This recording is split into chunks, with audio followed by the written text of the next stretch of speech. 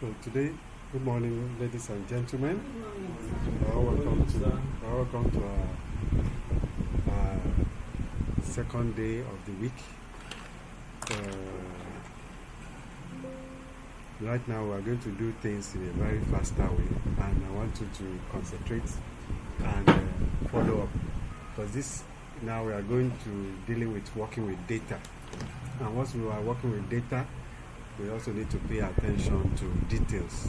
And we have started with the foundation. Now we are gradually coming up to building the house. So one of the important things we have to note now is that data is very, very crucial to the work we are doing, whether it is figures or text or even logic or even other requirements.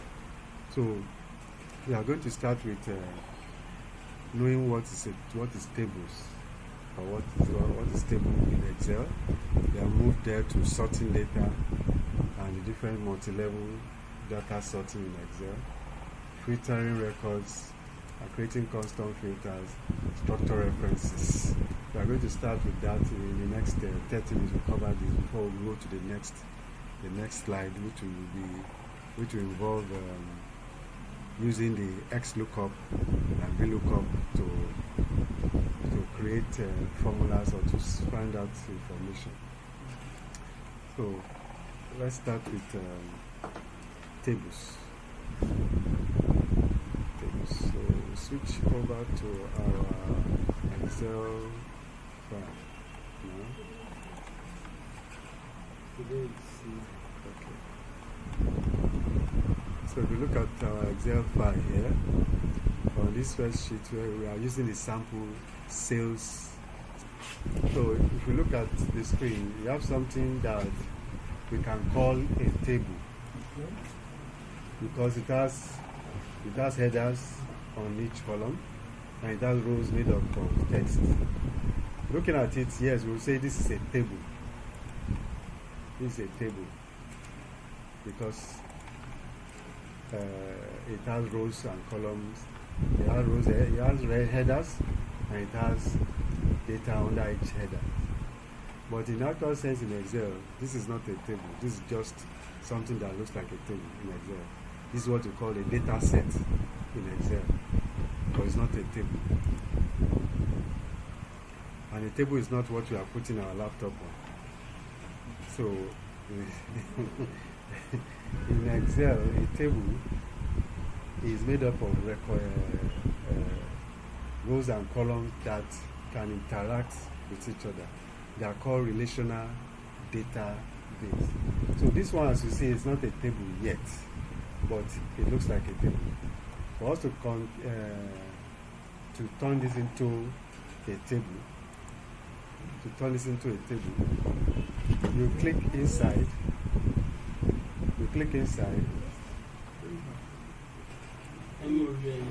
Yes, you click inside, and I'll first tell you about the shortcut before the long cut. The shortcut is when you are inside, you now press Ctrl T. Have you sent it? Share. What is that? No, I want to send it to his email. That's it. I'm still trying to start again. So anywhere within the data set, it's not yet a table. Within the data set, Ctrl T. So Ctrl T is a shortcut for format as table. Ctrl T. If you put cursor anywhere in the cell, yes. then you say Ctrl T. Ctrl T, yes. It will now give you. It will bring up this. Window. This window. Ctrl T. Yes. Okay. Ctrl T. Within the data set, it will bring up this. Now, if you look at. You take everything. That's what you are seeing now. You are getting to explain everything, everywhere. Within that, if you are outside it, don't do so. But within the data set, anything outside, look at anything outside is not selected. Only this one from top to the beginning, because you may not be able to scroll down to the end. if you have up to a million, this thing, million, Control for you to be now scrolling is voila. That's a long process. You have to scroll down till you get to the last cell. It's a long process. But if you are in the text and there's no breakage, you have to also note there's no breakage in the. Okay, that should not There's be no row, space. there's no space. Okay. Because it will only stop where there is space, and everything else will go out to take it. Okay. So we are inside it. You just control T. It will, by you can see that it's already alighting. It's showing where it's going to. Yes. So it's showing where it's going to start from and where it's going to end, and that's what you see in this dot. So equal to $A, $1 to $G, $1,003. So you can see this is A, this is 1, this is G, then down to 103. That's where all the content, the data ends. You can see it's added, something is added. Your own is 101, but you don't have this small view and this thing. And then the address. We don't have it. So, and I don't want it to, and it says, and Does my table has the does it have headers? I should say yes. I should say these are the headers. But because it's speaking from A1, it's going to give error. So since the header starts from A3, I have to come here and change this. No, you will not change. And change this to start from this point. To start from A3. So it's going to start from here and pick my headers. So you can see that it has adjusted to where it's going to pick it from. So I click OK. Let's look at that. This is now the table that's formatted it to the base, to the table. Yes, to the table format, and using its defined style. So if I want to change this style later, I can change it. You can send it by email. I want to practice it. Okay, let's quickly send that. He can do it. So Control T. Control T is, you must be inside the one of the data cells. Inside the data set, then Control T. Mr. Basi, are you trying it? Okay, do you have the listing? Okay. So the longer way is to now start. The longer way is now to now start doing this. So I like to now be going down. Control T. So you can see before you get to 1,000, you have already missed something. So it's just better you just click Control T inside the data set. So look at this one as a table now.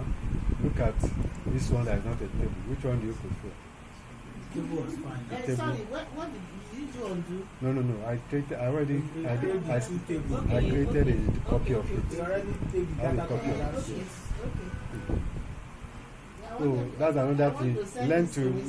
Learn to leave original as it is. In case in case there's an error in the one you are working, you have to go and check what is the difference. Because if you work on the original, the changes you make will be lost. So it's always advisable. Keep the original. So work on the copy. Yes, you can see the original doesn't have headings. You don't have a WhatsApp on your system. I don't have. I just said to me. System was so this one now is I can leave it at this layer. So this is my table. This is presentable. This is you can print this. This is acceptable because it's readable. It is at least to some points beautiful to present. So this is showing a list of products, region, customer ID, amount, quantity, and status. So that is the first thing we must know about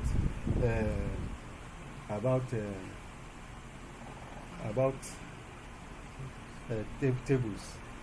That the difference between a table and a data set is that a table is formatted with headers, and you see this On each header you see an icon, like a tip of an arrow pointing down.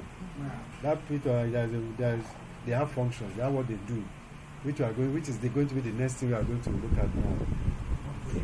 So after creating a table, you see that your headers have changed. They are looking more beautiful and having additional icon pointing down, like an arrow, tip arrow. That thing is meant for something. When you click on it, what you see, you have these options. You have sorting, sort oldest first, the oldest to newest, sort. So we have a sorting option. To sort it, what do they call it now? Alphabetical order, A to Z, or from Z to A. This ascending or descending order.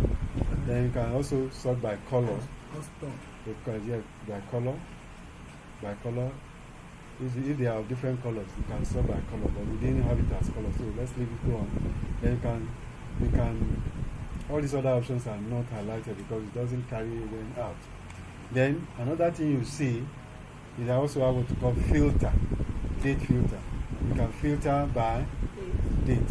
So if you are looking for dates that are equal to certain dates, you can view it here. So you have option of sorting by alphabetic order, or ascending or descending order, by color, then you filter by date. Sorting, I hope you understand what is sorting. Sorting is arranging it either from A to Z or Z to A. If it is numbers will be from the biggest to the smallest, or the smallest to the biggest. Then Sorry.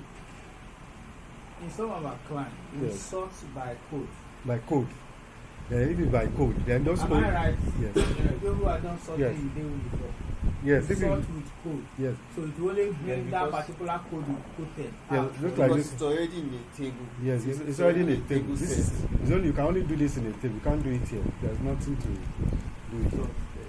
But this one you can do something. There is usually a drop down with each of the. Yes. So in a table you can do those are the ones you can do. Yes. But in the other one saying not in a table. Yes. So in a table you can do sorting, you can do filtering. Okay. Sorting is you are arranging. You are arranging according to a particular order or particular custom. Then we are going to carry them out too. I just want to explain what you can do on that table. On that table, you can do filtering. Filtering is you want to see only some certain records. You want to see others. You want to hide them. Or this. We are going to do them now. Or you want to separate them. No, you just hide. They are still there. Whatever we are going to is going to be there. Separating Or is it's not show. yes, to not show. Okay. Where we want to separate is where we will now do pivot tables and then we will extract information from the table to another place. But this one we just want to filter. Like you have all of this there, I just want to see a few. That's what you do under filtering. So the first thing we want to do, we have 1,000 records here. 1,000 records in this table. This table we can give it a name. Yes, you can name a table in Excel and give it a name, and that name will be that name. As long as, because if you have so many tables in a sheet, how do you identify them? Apart from going their physical identification and location, you can actually know. So that when we have about 3 tables,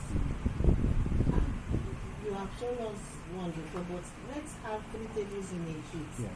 And then we You know now how to name we them. name them, and then how do we access it? Okay.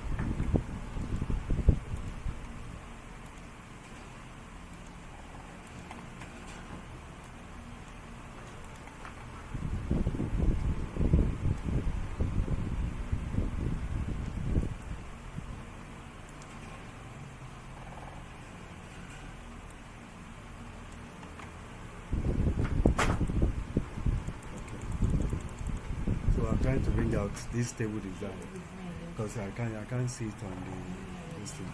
So that table design, if you are inside the table, it will appear. If you are outside the table, you will not see it. Look at it, it's gone. But if you are inside the table, it will appear. Table. It's only when you are inside the table you can That see you it. can see. Yeah, so I'm bringing it out so that you can see it.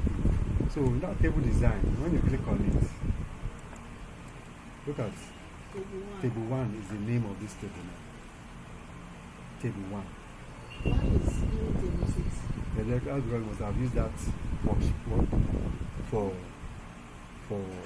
Okay, for some other yes, tables. yes. Yes. So this is the only table that has been created Okay, in this particular shape. Yes. So this table, what name will I give it now? I call it product, sales table. So I go to that place where you have table name Okay. and change it to sales table or just sales. Anyone, sales table. So have you seen it?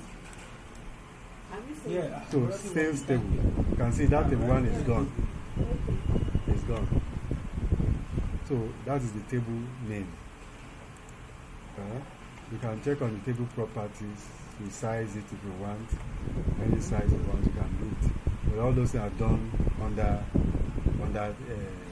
table design and table name. Now let's say there's another table here. Let's assume there's another table.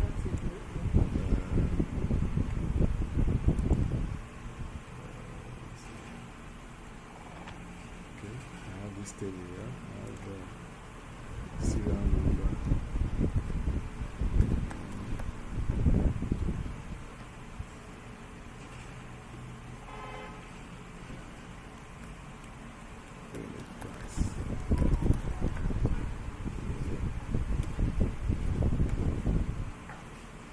Just copy another table to that place. I can, of course I can, but I just want to just quickly do this.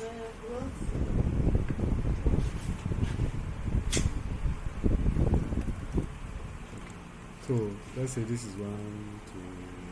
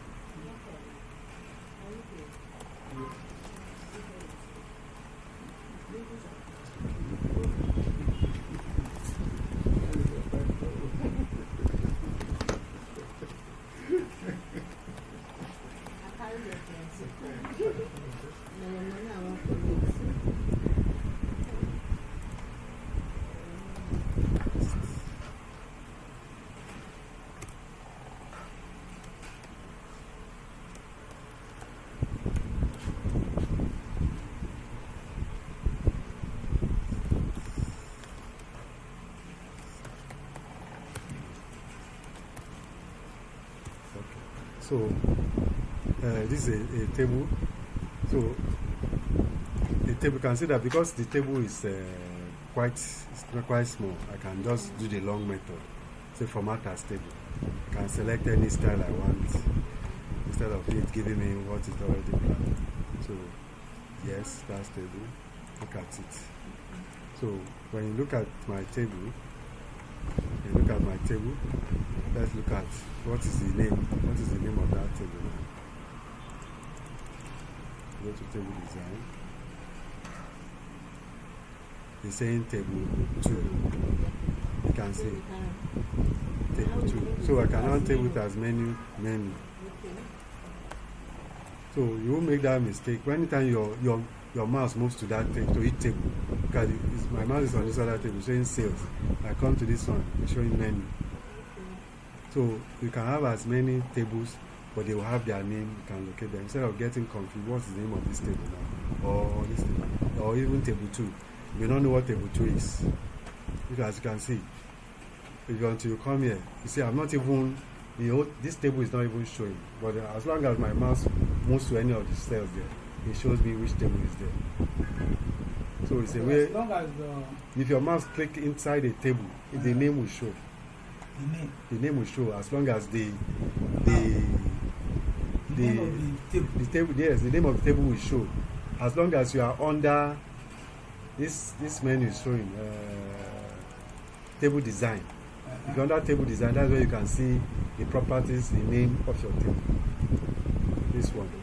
If it is not showing, you will not see. Let's say you are not under that this thing. You see, it has gone up. If you are not on that formula of table design, you will not see the name of the table. Yes, that's the menu table. I can even have another table here under this menu table. Let's see.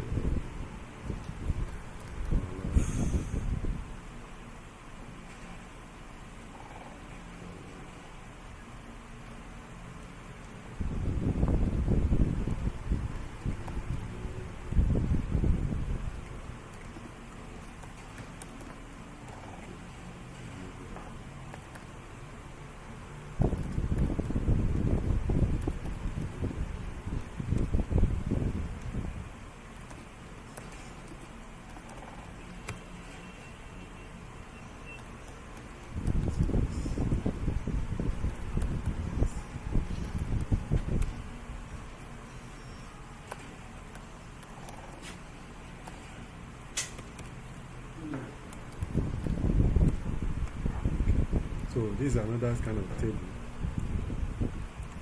Another kind of table. So I highlight it, format as table.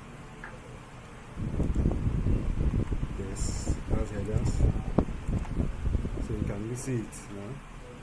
So once my menu is what do you call it?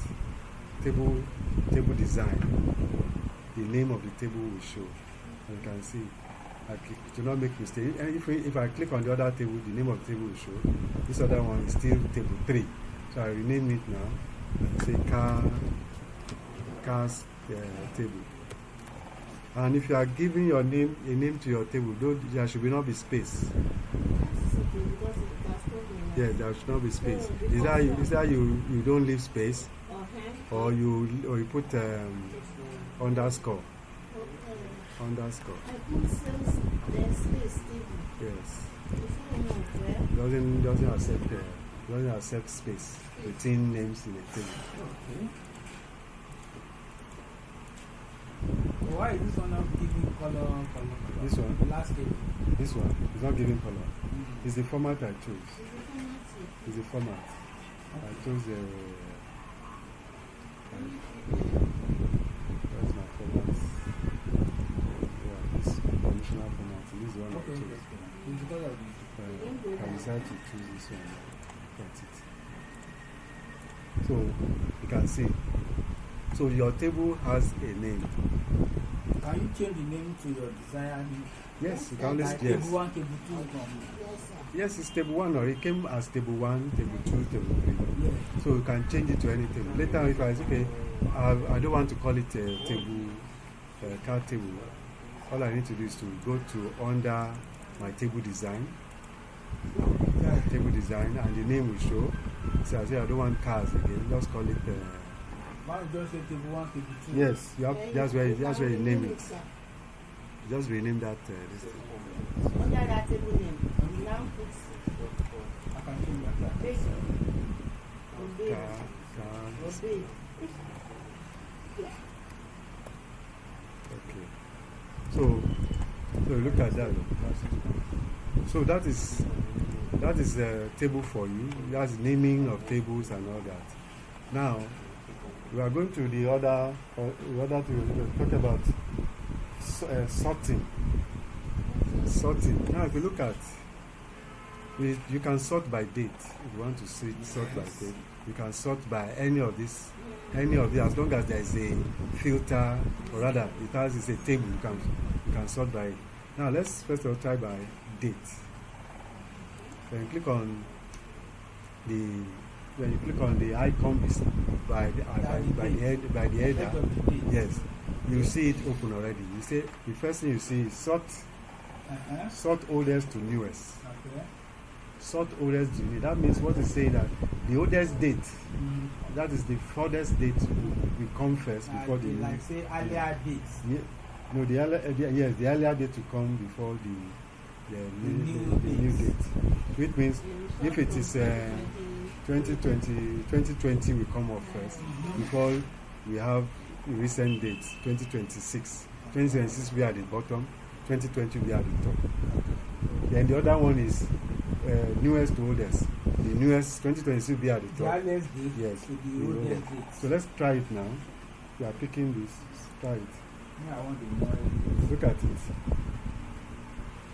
Is it right? Is it right? We say it should change from oldest to newest Oldest. to newest. To newest, that means gradually ascending order. So it will come from 2023 and down. Let's check. Is 2023 older? I can see 2024. I saw 2024.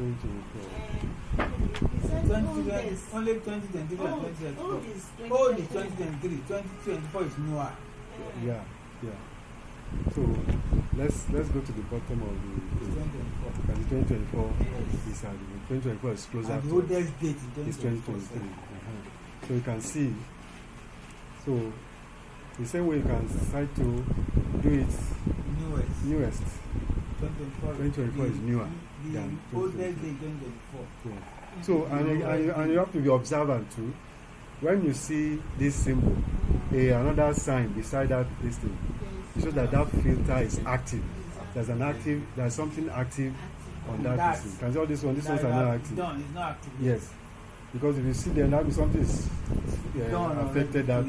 affected the table. They can have multiple filters or sorting on this thing. So it means that this table is not in its original state. It has been tampered with. Something has been done to it. So always watch out for it on a table.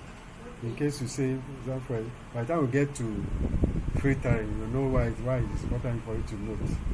So like now, we have sorted this now. You can sort it up and down. For us to remove it, just click back on the last one that is highlighted. To go back to it. Me, I just click back on the newest and it changes. On the newest. Without reversing. You can see it's what it does, it will still maintain the one that is active. So it's sorted. So one way of let me see. Normally what people normally do is to just undo the sorting. You know, you come here to undo.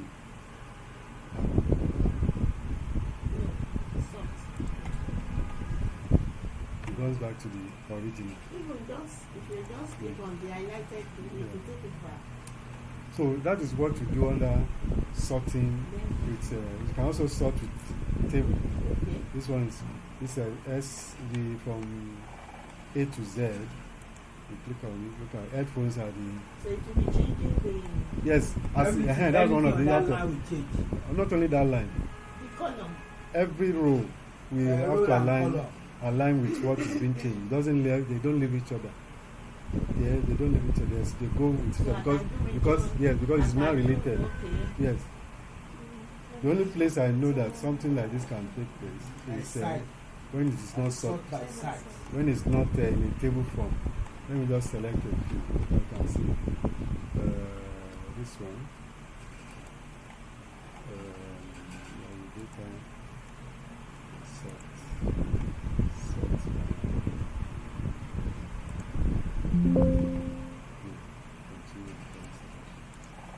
You can see this one we sort only the ones I selected. It will not affect all of this one. That is, you are not in a table. That's when you can do all this kind of sorting. But if it's in a table, everything will have to move. Yeah. So if it's not in a table, you can do sorting in you just a column can sort. The one you want to sort. Yes. So let me undo it back to what it is. This is what it is already. You can see this one was not affected, this one was not affected. So it can only happen under a data set that is not a table. It doesn't happen in a table. A table will move, everything will move. You sort anyone, the other brothers and sisters will follow. Then you sort from Z to A now. Now table is the last, tablet is the last one. and the region follows. Everything follows. That is stable sorting for me.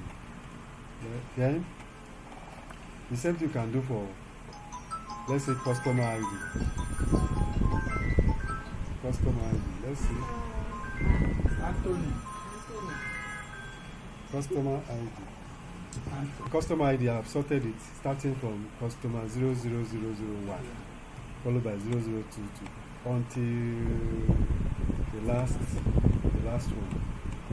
So that is how sorting. Sorting helps you to quickly identify trends or to see how they follow up.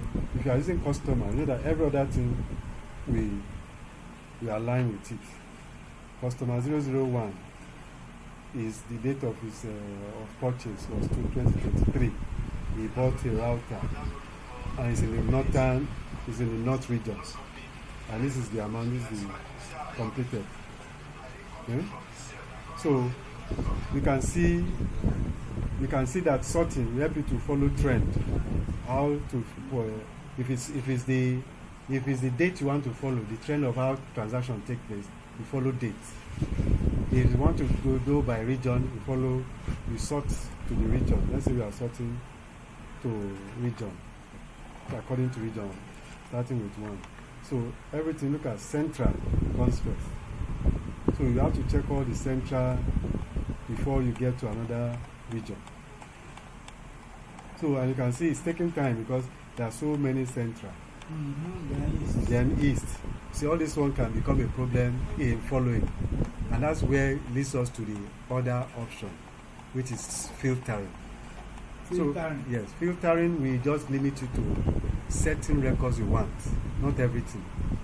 So let's say we want to check only north region. We'll come to this place now. To the region, under Because, region. under the icon by the side of the region. And say we are looking for north. Only north. So we deselect everything. That selector, click on it so that it's blank. Then select north only. Then select north only north will appear. You can see. Nothing else. Now no do like that. Look at only north. So if you look at it, only north is appearing. You think, what happened to the other district? Yes. That's what you do. So if you look at it, you say, what happened to the others? They are Salafian. Yes. So if you look at the first thing, you know that this thing has been tampered with. Is this? You can see the icon. The icon is having filter. It's having sorting. Because sorting is pointing up. Filter is showing that like a funnel they use for pouring fuel inside the car. Look at it. Then also look at the side. The numbers are not starting from. They're not following. They're not starting. So you can see that it's showing jumping numbers, just the way APC counts their primaries. They jump some. The number are not serial. Yeah, they are not serial, and they jump from. There's no one. Just jump straight to 390. So. And between that's from I saw some figure there is a gap between them. Yes, there are always because you can see some people are jumping. Jumping. 430. 434, and so on. So, and the same thing, maybe you are through with sorting out.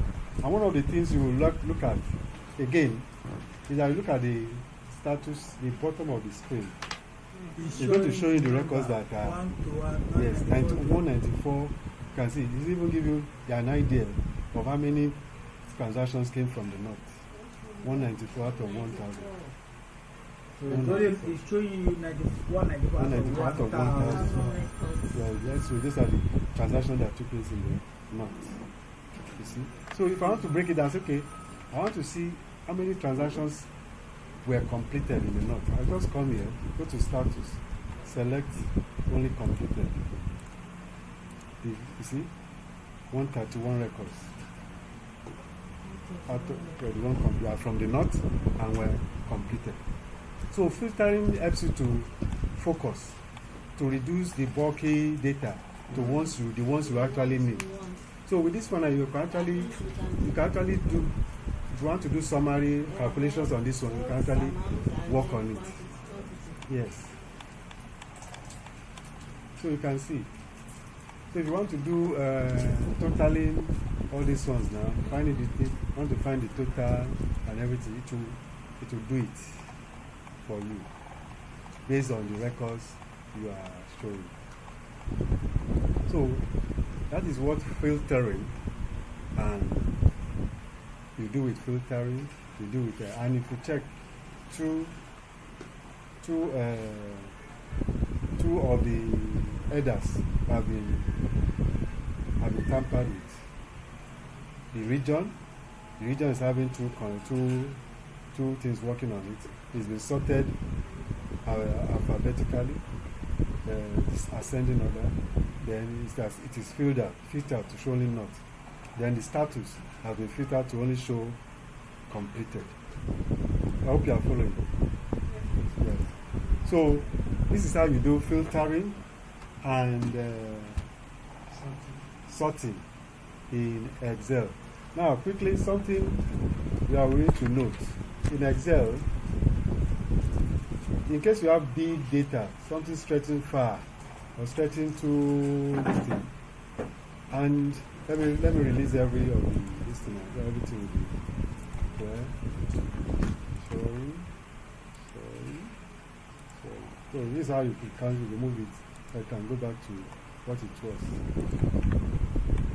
Only this one will show you something. So if you can see, you are scrolling. Now you are scrolling, the headers, everything at the top is disappeared. Excel can give you the option to either freeze the top or freeze the side, depending on which side you want to compare. If you put your cell here, if you put or click your mouse here and go to Excel view, look at the option for freeze pane. See, freeze pane, this first one will freeze if your it will freeze rows and columns. The place where your cursor is will be frozen up and down. So let's try. Our cursor is here. Let's see what it will do. Please. It has taken place now. See what has happened. This thing is showing. Only this is showing because it's above where we selected. If we are choosing this place, the whole of this will have joined. So we are saying everything above it is what it should freeze. And if you go this way, because there is nothing on this side, it's not freezing it. So the proper place to put our is this place. It will freeze this place, to freeze everything above. So it should not be from A? Yeah, it should be from, let's unfreeze now, then now refreeze. After unfreeze it, then freeze again to freeze both panes. So when we freeze, you can see it's showing there's a line here, there's also a line here. So if we go this way, the date is showing. The date is not moving. You can see. And if you go down, the headers and the title of the table is not moving. Look at it. It's not moving. See? You can use this like you can actually be comparing certain things you want to compare without removing the. So that's how you freeze. You can freeze play, the top play pane and the left pane. It also gives us the option to even freeze just.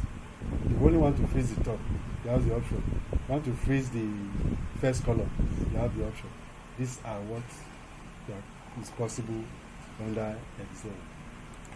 So to freeze the first column, let's try it. The first column, it has to be on cell B for A to be frozen. So you can see the line up like that.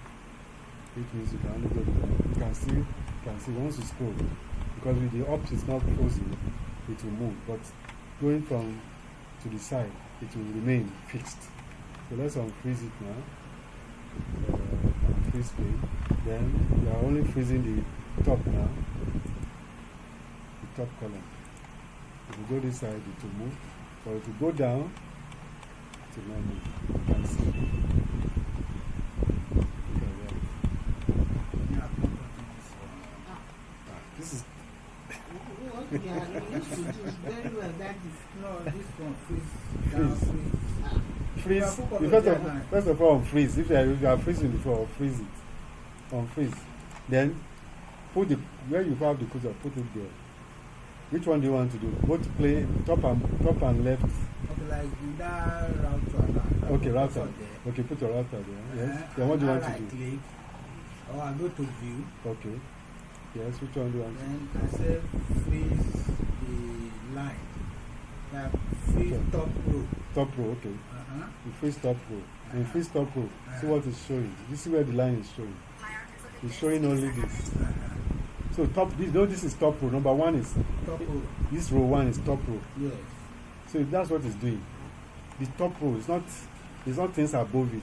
Say the top row and the only top row is one. Okay. So, but if you, for example, you want to do 1 and 2, to freeze 1 and 2. So you will not use top row. What you use is freeze. You use the freeze panes. Say click. Yeah, you use this one. This one will freeze it.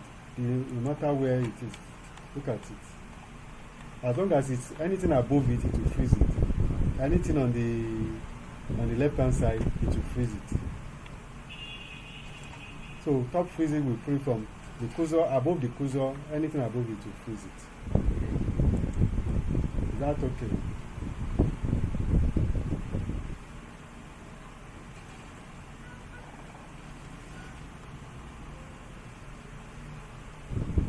Is any other question?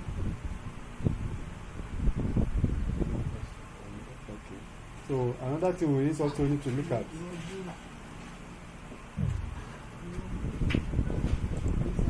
You can't freeze more than 2 lines. For Yeah. example, you want to freeze from that title, address, and the date, that line. These 3 lines. You want to freeze it, is it possible? This one, 1, 2, 3. 3. That's what you have done. Huh? That's what you have done. Me, I know. Okay, Okay. let's. It depends on where you put your course. See, it depends where you put this cursor, wherever it is. If you wherever it is, to freeze anything above it. If you have put it in this smartphone now, where this smartphone is, from this router up will be frozen. From the date, this side of the date, if let's say I put it central, this from this smartphone date will be frozen. That's if I choose the freeze pane. Then from central upward, it will also be frozen. Let's try it. Let's see. Freeze panes. Look at it. You see? The first 3 lines, where from row 1 to 6 is frozen. Then from A and B, the columns are frozen.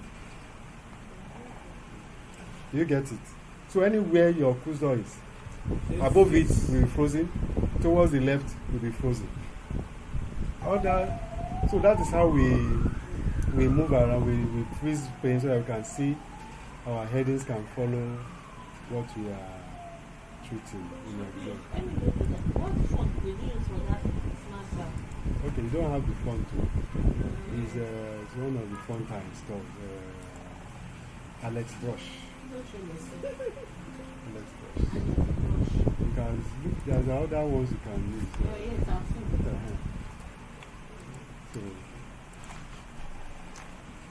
So that is how you. Then, and you also know you can split your screen. Just as you can split your screen, you can split your screen under view. Where is it now?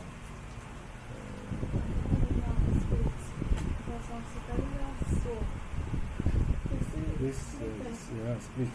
So anywhere your cursor is, you divide it. If it is halfway, if it's like like what you have now, split into 4.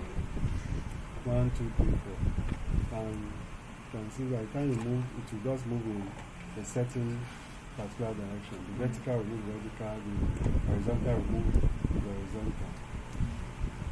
So the split is just to help you maximize the use of your screen. If you are looking for something, you can actually move it to set where you want to set for the purpose you want to use it. Anybody has a problem with that? Doesn't understand? Okay. So that brings us quickly to an end to. Then there is one other thing. Multi-level sorting. Let me just quickly touch on that. Multi-level sorting. Multi-level sorting. That one we will to understand it. We will to understand it. Let me use this one to show what it's much more understandable when you are not using a table. You are not using a table. So let's look at this table now. We go to data. For you to do multi-level sorting, you go to data and click on sort and filter. Then you choose this one, sort again. On this sort, it will show you, this is what you call multi-level. You can sort by different levels. Okay, this is the first. You are sorting by region. You are sorting by region, and you are picking cell value. That's the values that are inside the cell. You can have any other option if it's there, the colors, font, whatever. But it's the values you are using to sort, and this is the order. So that is one level. If I carry it, you are only using one item to sort. Now to add another level, why we call it multi-level? Add another level. That level is okay. What are you sorting with? Let's sort by product. So we are using the value of the product to sort. You can decide to do A to Z or whatever. Now what is going to happen is that it will use the first one to do the sorting, and later on use this one to consolidate it. So the region will be the first thing you use. Just like when you have first name and last name. Yes. So if you try to use first name to sort, all those with Anthony, Alfred, whatever, they will be coming first. Because of A. Okay. Then, if after getting to somebody that has Anthony and the second name is Smart, it will not come first before somebody with Anthony Alfred as his first name and last name. So it's a way of saying use the first name that is A, his last name that is A to be first. Anyone that has the same first name that is A, but a different another alphabet that starts with another name, it will bring it down. So it's a way of sorting in such a way that the ones that fulfill, just like we do conditional if statement, only those who fulfill that condition will be at the top before the next. So conditional format multi-level gives you the option to choose as many options for your sorting. You see, if I do this now and say okay, look at what it has done. And the person that will take preeminence is this one. This one. Product. Sorry. So we use center. If you look at sorting, it's central. We use center. Center will be the one that take effect first. That's the region. No, center is C. You see, the one that comes first. Yes. Then after sorting central, you now use product. So all the product that are under central will be sorted alphabetically. Then when after doing that, you look for customer ID that is within those two regions that comes first.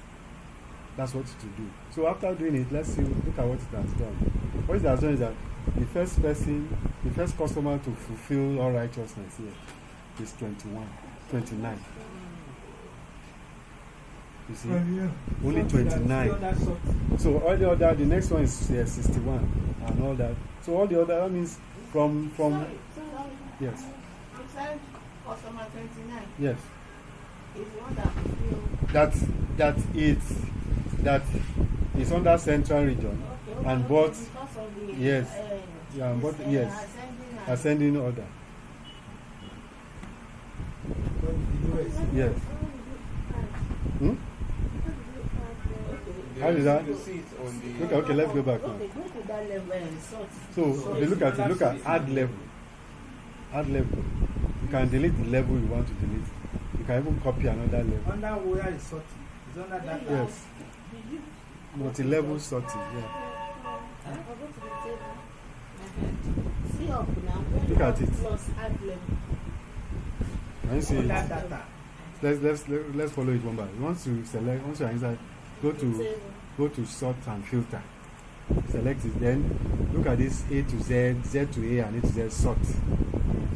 You click once you open it, it will open this window that has all this add level, delete, copy, and all that. So the first, you see one is already open for you. Before you add, this add will add other one. Say, look at what it's saying. Look at the way it's saying it. Sort by region, cell value, sort by region, sort on values, order A to Z. Then by, see that steps, those are the steps it's going to use to sort. Then by product on value, then by again. If there's too many, we say then by. So that is how it does his sorting. You understand now? So if we change it now, let's say we are changing it. My one is only one by then that came up. By then? Keep on adding add level. When you add level. Oh, you had level. Continue to add. Add level.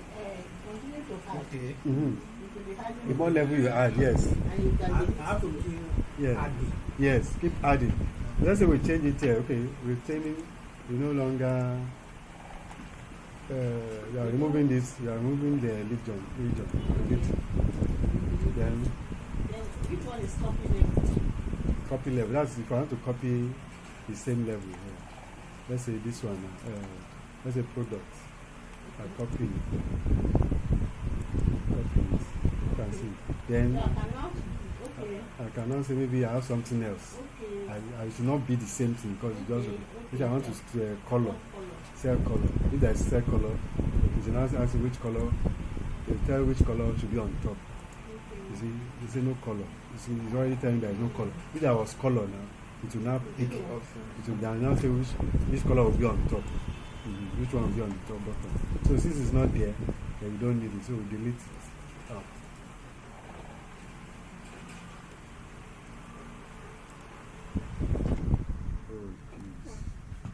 For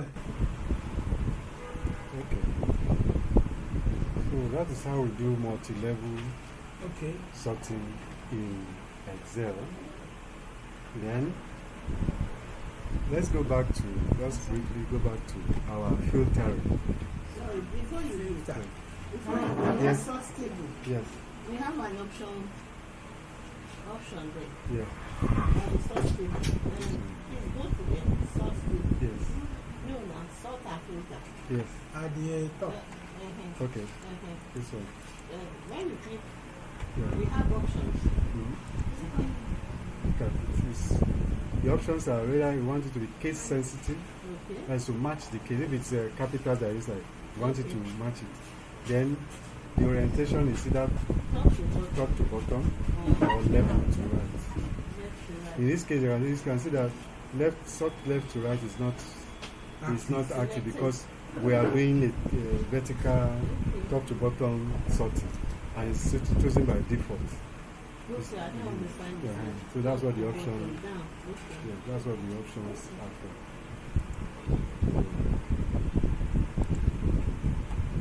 So that's how you do multi-level sorting in Excel. Then in the table, as I told you, we have this option, date filters. Date filter. If it's date filter. If it is text.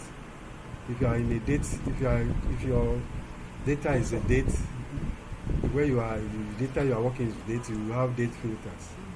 And this one has all of these other options.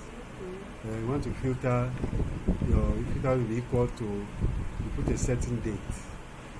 You want a certain date, you are setting for particular dates. Maybe there are many transactions that happen in a certain date.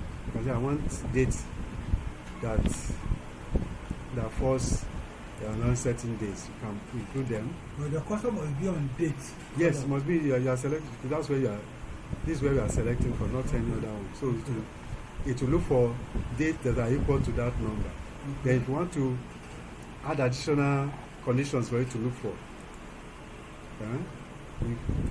Say you are looking for date after a certain day. It will, once you click OK, it will go and sort it out. Sort it out. If it's there, if it's not there, it will not show you anything. But if it's there, it will show you what is the this thing. So that's what these date filters. This thing that I worked on before. Yeah. Now, to go to date, How do you get that? yes. This if you're on that date, this icon here on this header. See each one. If you go to product, the product has its own. You're seeing it as a text. You can see it's only text is seen. If you go to this one, region, it's text as well. Customer ID is text as well. This is a number. See what it will bring up. Number filters. So each type of data will give you sort of the different kind of information to work on, and they seem to have a lot because you can do a lot of things with date. So you can see it has before, after, between, tomorrow, today, yesterday, next week, next quarter. So this one can be used for a lot of determining future events, or even a date that affects the dates you actually want in a particular cell or table. Then we have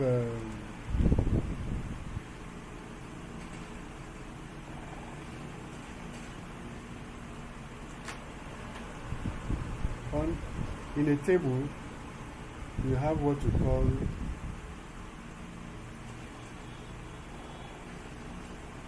first of all, I hope you understand it so far about filtering and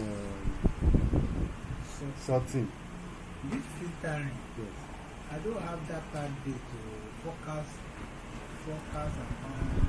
and Is your table? Is your data in a table?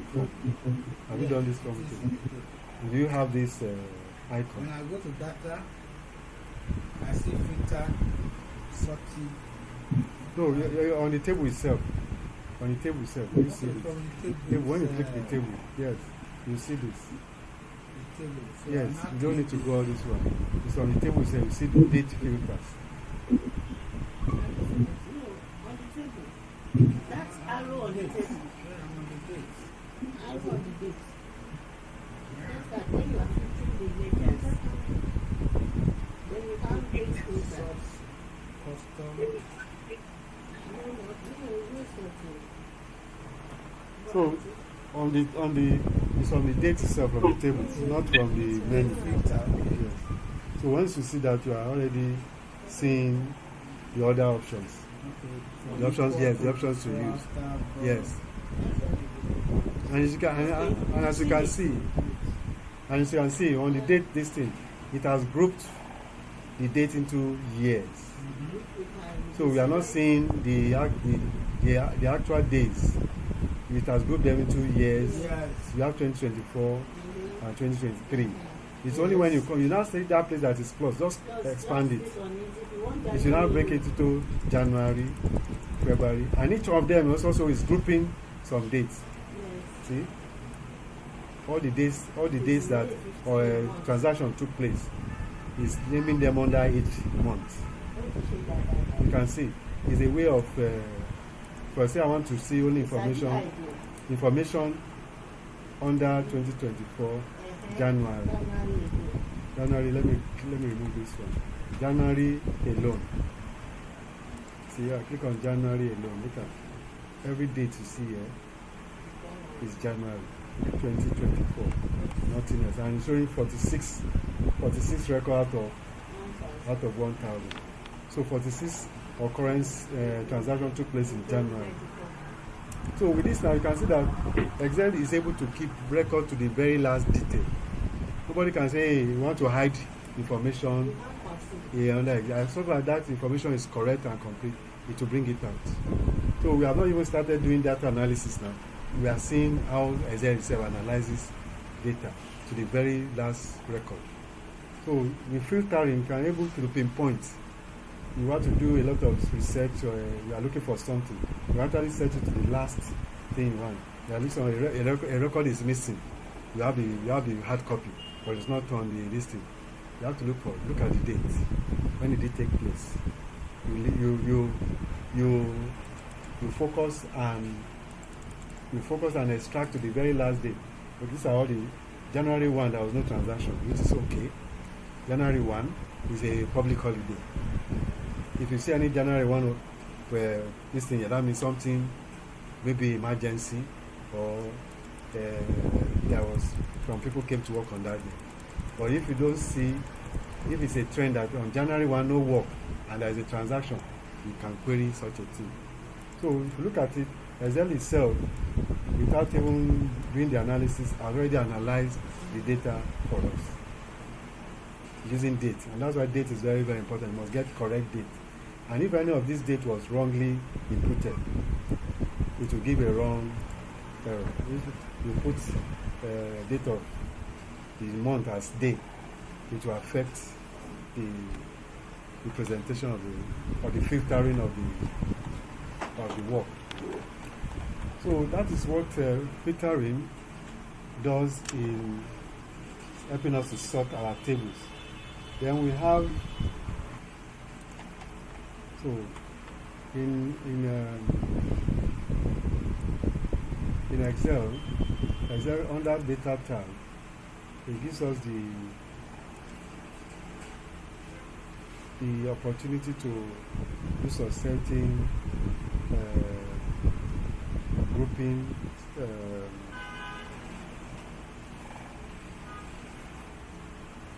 to carry out some commands like finding out grouping data, then looking for subtotals and all that. So how do we go about it? Now let's look at this our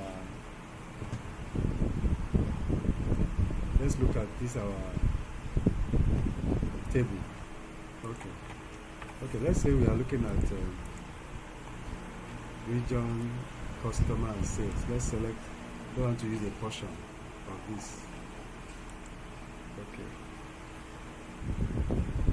so these three cell row, column C, D and E has region, customer ID and sales amount.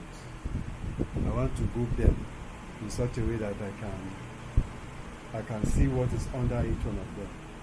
So I select them. After selecting, I go to this outline command, this outline ribbon, under data, the outline under ribbon, and select group.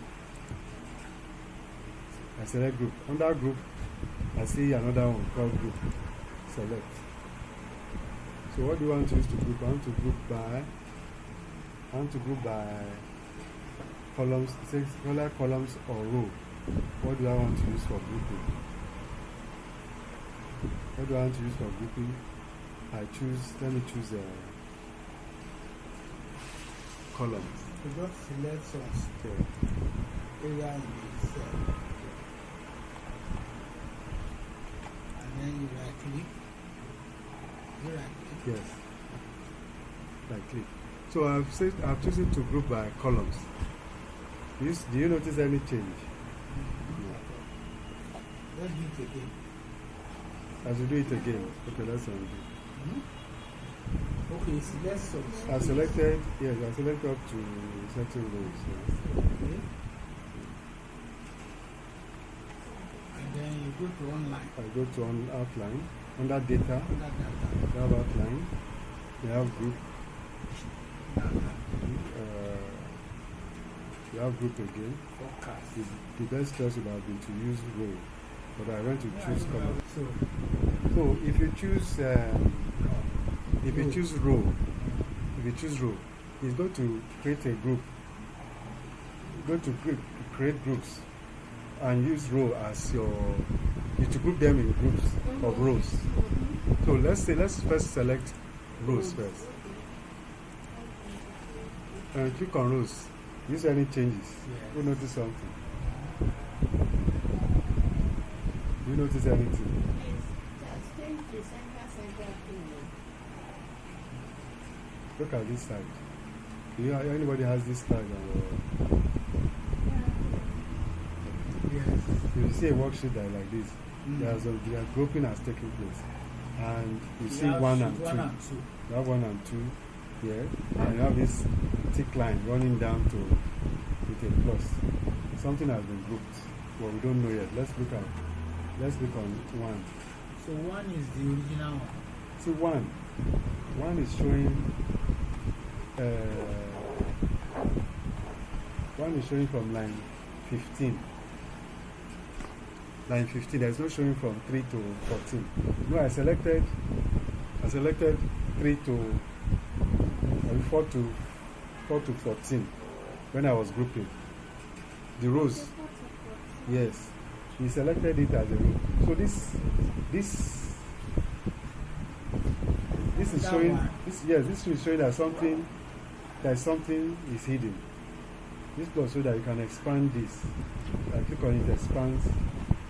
On that, This one that I selected has been hidden in as row 2. See? This is hidden in 1. This one is in 2.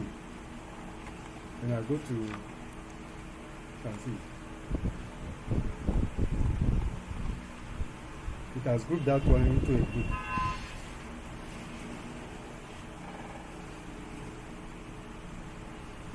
And it is hidden. So, if you see something like this, know that it has been grouped. There's a reason for grouping, because grouping can help you to limit maybe what you are doing, calculations or analysis to a certain particular cells. So we group this on rows. So from this row, it has grouped this side to one group, and the remaining items in the second grouping. So if you want to remove it, all you need to do is to go to ungroup. Ungroup is yes, under the outline, or you see it by the side of group. Ungroup will remove it, and you click what you group to ungroup row to remove it. It returns back to normal. So the same thing, if you do that of column will not show at the side, it will show at the top. Let's do that. Group, column. You can see. under group, I'm choosing column. group, column. Yes, I'm choosing column. So if I choose column 1, you can see all of these ones the other ones are hidden, showing the remaining part of the table. It has hidden that other part. Yeah. So this one shows that I can expand it. And it's showing A, B, but F to G is gone. C, D, E is hidden. So to bring it back, just expand. You can see C, D, E. But the one I was listing. So grouping too is like another way. It's another way of filtering. You're filtering your table. So anybody with a question of tables, please, I will want you to read the sections on table, sorting, filtering, and the following paragraphs to go more into details about how to do all this, because we are at this point we want to go into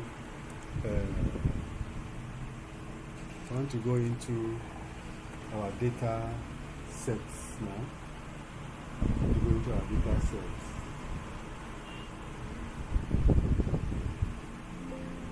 I want to go to the next stage of using.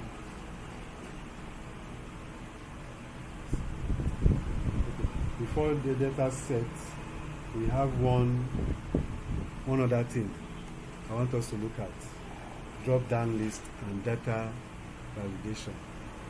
Drop down list and data validation.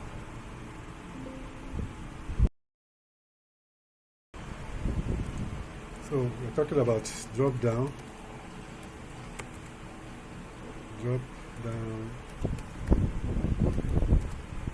lists and data validation. Drop down list.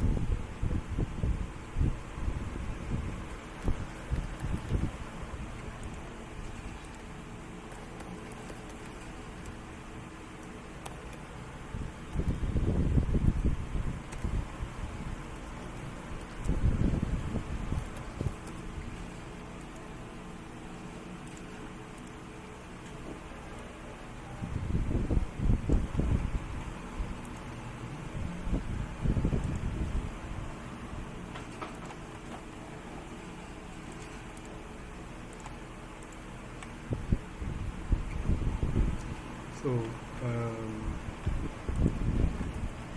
drop-down list is a way of entering data in Excel in such a way that you don't need to be repeating, typing information that is, that is constant in a table. A drop-down list is just you select what you want out of several options. Like we have this one is like a drop-down list now. It's like a drop-down list. When you open it, you see options to select. This one at the bottom here is a drop-down list, and you can have something like that in Excel, where you can enter your data. If you want to create a drop-down list, there are several options. The first one, let me see, data tools, data validation.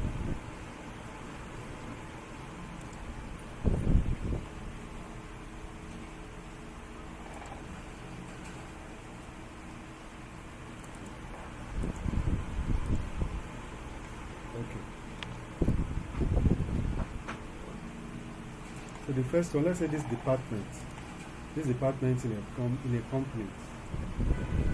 Departments in the company. You have let's say the list of departments are accounting.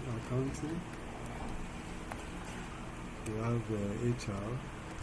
Then you have sales. You have sales. So we want to create a drop-down list in Excel.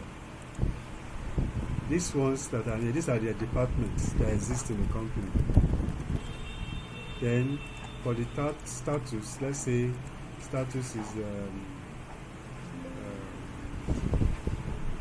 okay. Let's say status is attendance for the day. They are supposed to attend the meeting. Say present or absent. Absent or apology. So we want to create a drop-down list for the department. A drop-down list is we just enter, like filling a form. We don't need to be typing it every time. So you just come here and click on data tools. Data tools. Then now come to data validation. Data validation. After clicking on data validation, we click on data validation again.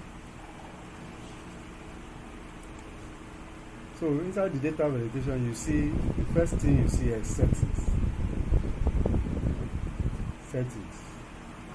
And inside settings, the first thing you see, for every cell you have in Excel, they have been set, their setting is set to allow any value. Any value you put, it allows it to accept it. There is no message for it, there is no error alert or anything. So it's set, every cell in Excel is set to that. You said you go to data tools. Yes. From data tools, data validation. Data validation. Then select data validation again. At my own, maybe. Data. You go to data tools.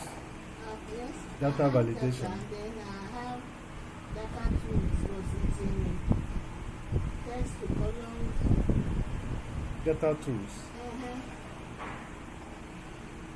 No, Okay, data. I've seen it. I've seen the icon. You see data validation again. Okay, data validation. Then you click data validation again. Okay. Then to bring it to this window Okay.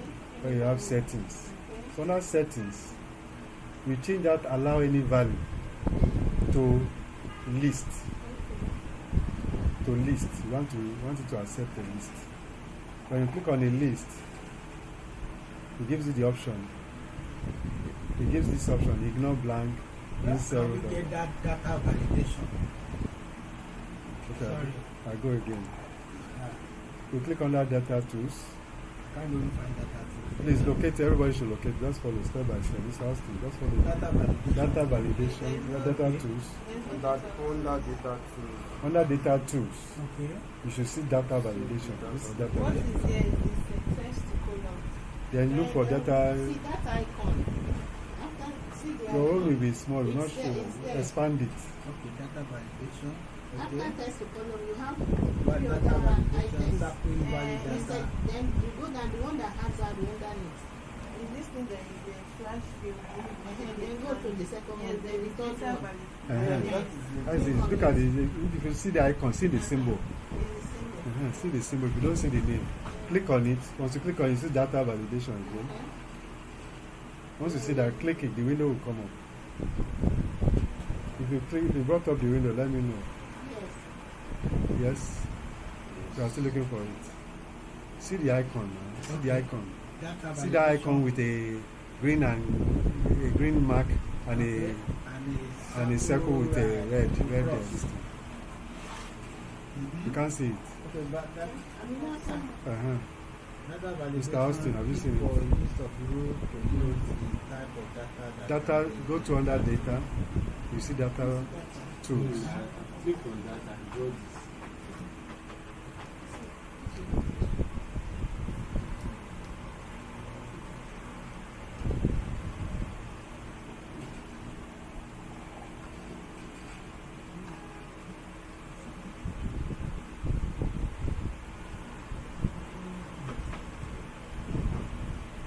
You have seen it, let me know. Yes. Okay. I've seen it. Okay. So once you click on it, you have brought up this setting.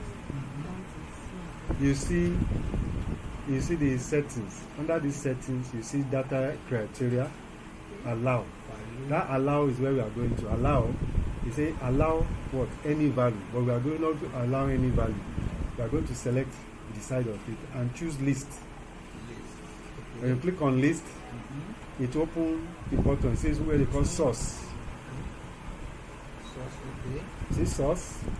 Inside that source, you see this arrow by the Arrow. side of it. Yeah. Click on it. Once you click on it, Data validation. it disappears, but it's still there. Just come here and you see an arrow pointing. You see an arrow pointing. If you miss it, go back and click again. You see that arrow? It's telling you where do I want to. Sorry, It's after wait- list. Yes.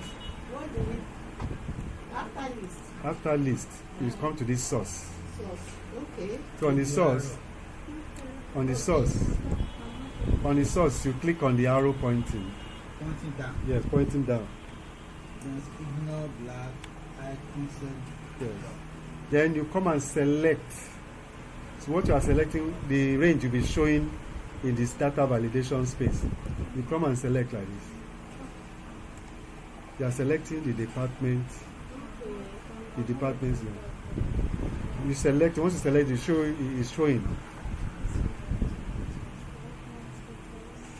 Once you select it and it's showing, you just go back and click it to open it.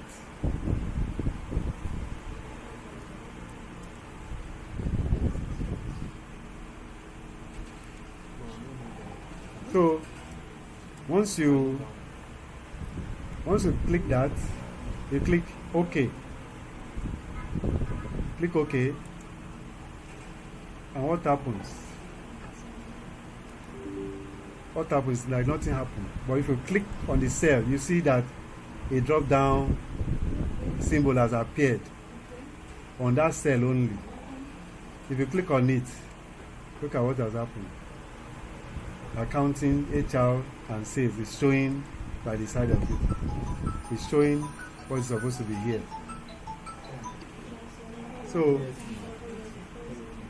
have you seen the steps? So you can see there is nothing showing there, but if you click by the side of it, the icon is showing all of this, what you have typed here. Look at you're teaching us, we're not typing mistakes, so you have to now take time. Okay, okay. So then, if this information is for this man only. So what we need to do is to copy this what is inside there to the rest of the other ones. So each one of them do not have. So what this does, instead of you typing Michael, where are you? This department, HR. This one, sales. This one, accounting. This one, sales. You see, it's a way you have transferred all this information here. Instead of typing one by one, you just go and select. Select for each one. That is how you do a drop down data validation. The data validation of it is a bit is when you want to. The data validation is when you want to put in some what do I call it, restrictions. For example, I don't want if there is I don't want blank. I want only value. The same process, but you now the other ones that have the other settings, like let's go back. The other settings like the other things on that sense, like input message. You know, input message. Let's see. Must the department status be on the separate before you can be picking them? How do you It has to be separate. That's a second. How do you now link it to the main thing? How do you link it on YouTube? That's the data validation. How do It can be on let me different sheets as well. You can have like a separate sheet where you just go through.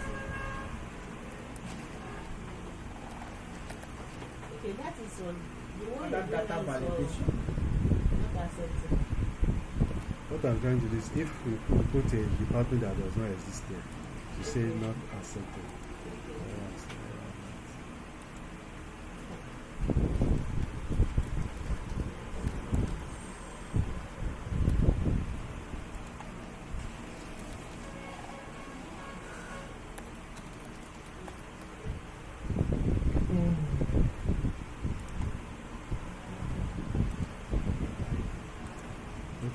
So what you are saying, how do we See, this, let's assume that main department status is the main table. yes. But this one must it be separate somewhere? This one, yes. Must we type it separate You must somewhere? type it separate somewhere. Okay, how do we now link it to the main table? This is how. The data validation. Yes. You cannot just do it anywhere. It was the email was here. Yeah, okay, those blank. Yeah. You now come there. Let's do this for the status. Follow the status now. I want to do for the status. My cursor must be inside there. It must be inside there. Either anyone, I can use anyone, but normally you start with the first. Okay. You start with the first. Let's do the process again. You start with the first. Your cursor must be here, inside this place, before you go to data tools. Let me type data tools, data validation again. Then you go to settings. Under settings, change your value, any value, Settings. to list. You want only list. Setting to. Yes, list. And that list has a source. Okay. That source is the computer will be checking. Is what you are typing, is it among the list? If it's not there, to bring that error that we are that error. Okay, So list. We now tell you list. I can, if I can type it directly, I can type it. But it's easier, it's safer to just select it. Okay. I will not make mistake. So to select it, I shift this one up. Okay. Then I now come and select the options I want. Okay. You have to Select them. Yeah. And once you select them, the references are there. You can see the reference is absolute. You cannot go outside it. It's closed. Absolute. You cannot go outside these three. If you post anything that is different from it, to give you error. So once you have gotten your reference right, okay. you now click OK. As soon as you click OK, Where do you go back to OK? Yeah, see, it's okay. now. See, once you have selected your, you have done this your selection. Okay, I've seen OK. Where are you now? The first part, source. Source, yeah, okay. Then click the arrow. Mm-hmm. And Okay, have you gotten to have you gone to this place? Have you gotten to this place? Yes. So what Then what click else? arrow. Which arrow? Then click this arrow. You don't need to click. Once you have seen your source, see, once this source is there, okay, let me remove it. Let's say you don't have anything here. Yes. You click this arrow to get your source. And Okay, you just click on that. you will highlight it. You drag across to the last one. You select the three. Select the three and make sure that it's reflected here. Is $O, $28 to $O, $30. So once it's reflected there, you open it. This one is to open it back. Open it to expand it to what it was. Okay. And you make sure everything is okay. And this other one is, he said, ignore blank. Yeah, he said you must ignore blank in cell dropout. Okay. Okay. So once these two are selected, all you need to do is say click OK. It will now be there. You can see. For you to know that it's there, look at the side of my cursor. I put it. It's showing that sign. So that shows that this thing has now become a drop down list. And when you click on it, you see those things: present, absent, apology. So Can you give us 1 second to quickly okay, please do. type it so that Okay, do it. we can go with it?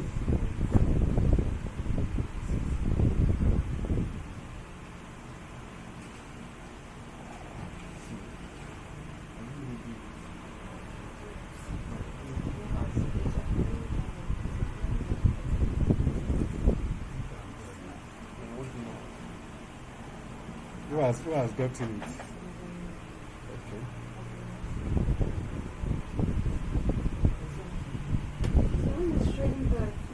It's showing it. But if you don't put cursor there, it will not show. It will not show. Except you put cursor that it will show.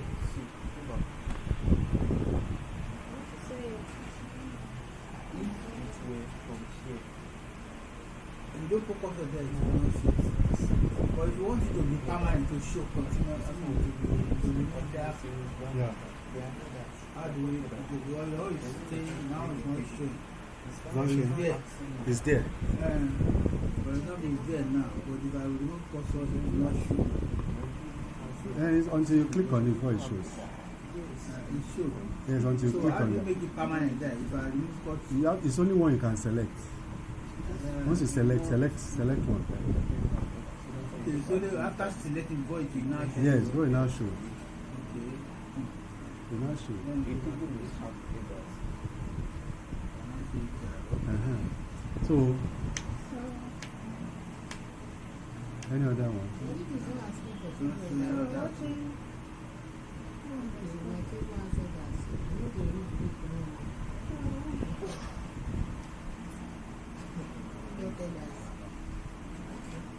this one is not show.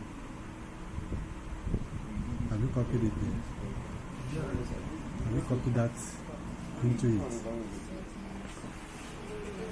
Are you not getting it? have one. If you have done one, copy it into others. Copy. You know how to copy now. Double click on that square. Look at my screen. Look at this. Okay. Copy it like that. Then you drag it like this. Once you drag it, it's there. Look at it. All you simply need to do is to now go, change it. Okay. This one.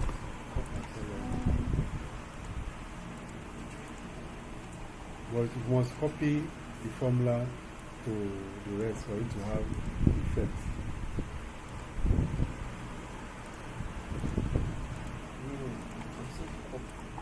If, for example, now I type something else.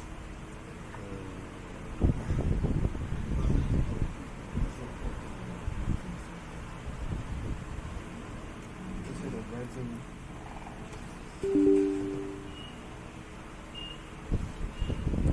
You can see.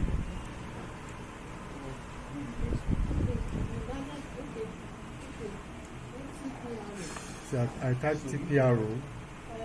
When I type PRO, it says not in the list. We try. And the list department check. I'm sure this. Let me show you why it's bringing this. Why it's bringing this. You go back to how we created this. This one has the full data validation. When you say data validation, it validates the data that is inside the cell. That's why they call it data validation. It's a drop list, but it has data validation. You cannot mistake to put anything there. To put anything to give you that error. So what did we do? We put the validation aspect in this. This is the list. This is the source of the list. But if you look at the input message, this is the input message. What should be here? The name is department check. I say put only. Let me just use only the drop down. That's the message. Anytime I want to use it, you see it. Use only the drop down. Drop down. The drop down arrow. So then, where is error checking? Say error alert. It's error alert. The style I'm choosing is top. This is the style. Whenever there's an error, to show this icon, you should show the name of the error, department check. Department check error. Then you put it. Then, what is the error message? Not in the list. Not in the list. Doesn't come. Not in the list. Try again. So, you see, I use the error alert. I use the input message. This is the complete data validation process. You, apart from creating the source. You have to type the department check error. Yes, the title of the error is. Yeah, but when you now go to error alert, you have to type the title again. Yes, type because it's error. Type just put error message or type department check error. Then the message you want it to bring when it's giving that error, not in the list. Try again. So if I click OK. I click OK. Now, if I want to type anything here, see, you can see as I click on the department or on the this thing, say it's giving me a tip what I should put. Say use only the drop down arrow. If I ignore it and go and type, I type another thing that's not there. Let's say presidency. I'm not using the drop down arrow. I'm just typing. I want to type my own information. You know, somebody does come, want to start filling, start reading this. I type it. I want to change this thing. You know, the only department in our company is accounting, HR, and sales. Now come and now put presidency. Look at what he's saying. He said, not in the list. Try again. Because what I'm saying so is that this one you'll see will be hidden. These ones that we type now may not be shown in the table. People will not see. Maybe you have given somebody to fill that information, you know, but he will see it under the drop-down list. So try it, not in the list. Try again. So we retry. So when you come to retry, now this time around, use cancel and use the list, the ones in the list. If you don't use the ones in the list, it will not give you what you want. So that means that before you start pulling down, you must have fulfilled all righteousness under the departments. setting up. Okay. Under the setting of do everything. Do everything. Okay. The first thing we did was we did the list. This is the list. This we chose list as what we want to allow. You see, this one alone tells it what we are going to do.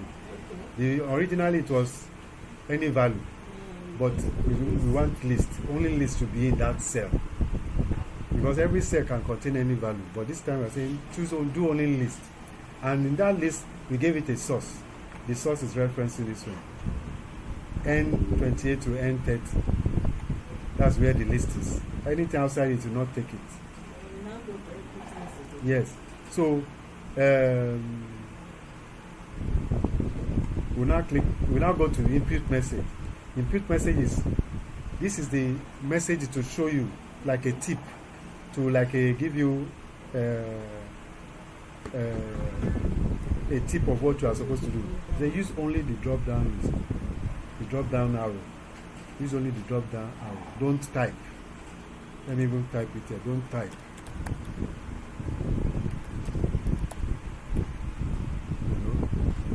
So it's an instruction for the person who wants to fill.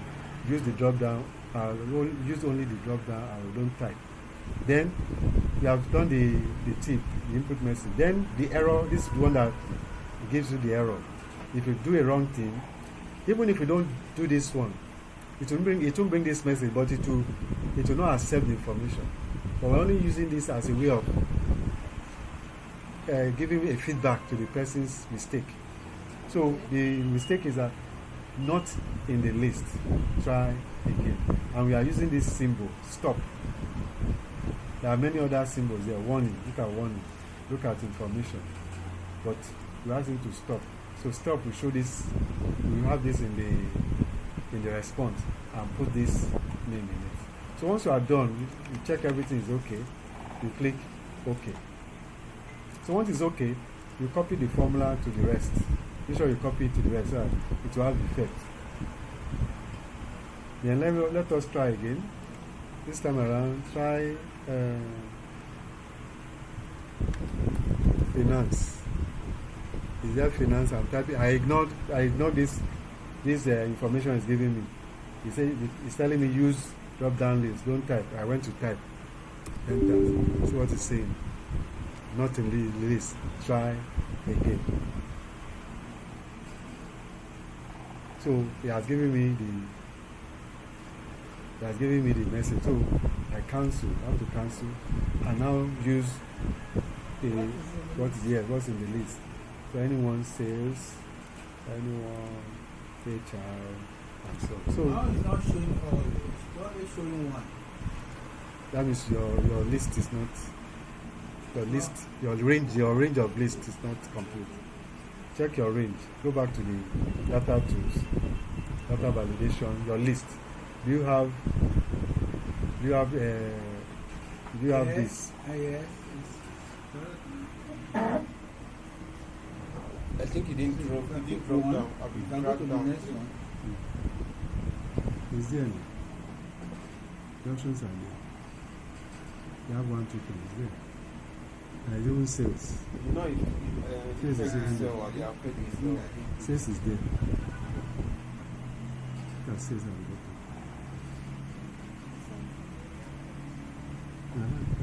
It's there. So once your source is okay, everything will be showing. Everything, so you can see it. Like 8 accounting sales. So this is data validation and data validation and drop down list. So when you see that kind of a thing, this is how it was created. It's not magic. So most of the time you see that this aspect, see this one that has this, is normally hidden. Maybe it's out of the screen or in another sheet. you say where is it coming from? But if you check the Okay, source, you can go and pick from another sheet. yes, you can create another and pick from there. I can even pick from all of this that is existing. Your source is your source, no matter how. So, in case you don't see it on the screen, it must be somewhere, or even typed inside the list. For example, let's say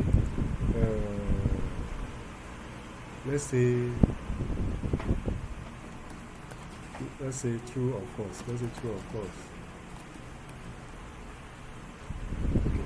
Look at this one. I'm saying true or false. So, how do you, okay, if you type it, you type Yes, it. because it's a table, and anything you type inside, you assume you are continuing. So let's say this one now. Under this one, we don't want to the source. Our source is different. You say list. Our source is list. Then inside you now type true.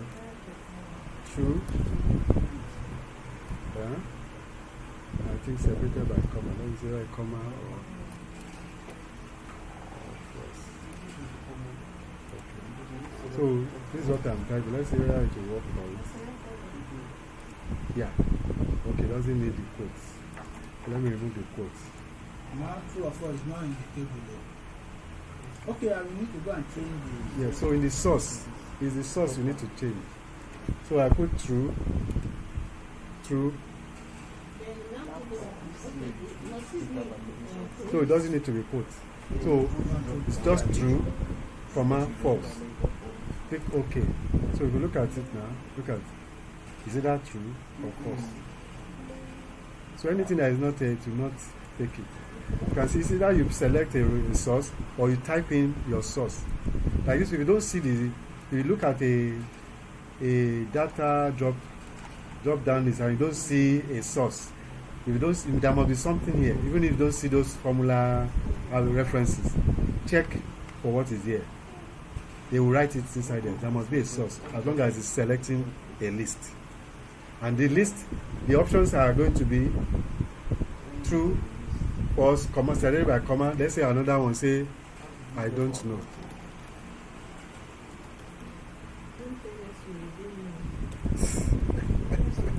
True or false, I don't know. Let's see whether it will work. So look at it. True, false, I don't know. Yes, no space. Just put comma, put your comma, and you can see it. So that's how you create your drop down list. So that is how you do. Yes. True or false.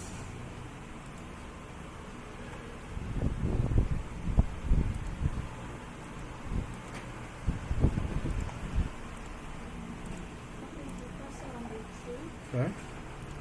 Which one? The true or false. Yes. What is it say? Same data validation. Data validation error. This one? You see the same data validation, you go to data This yes now. True data validation. Look at it. Come here. Department.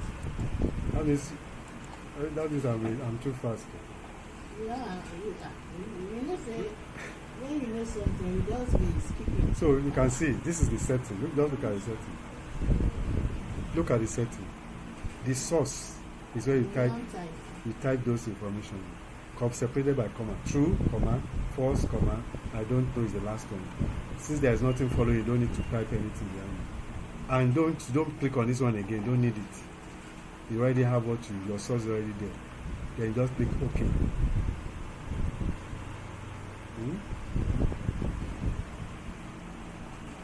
So where will the cursor be? In the accounting or where? Which accounting? You create it. Look at this is another heading called true or false. Yeah, true or false. Uh-huh. So the cursor will be on true or false. Or what? Where is this cursor now? Look at this.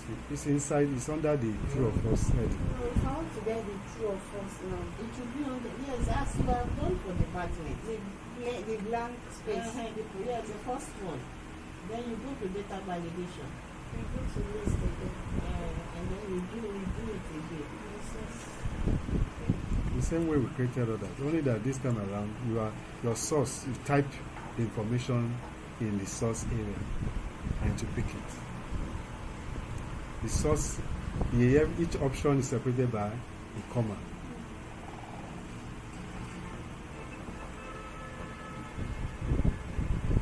Are we there yet?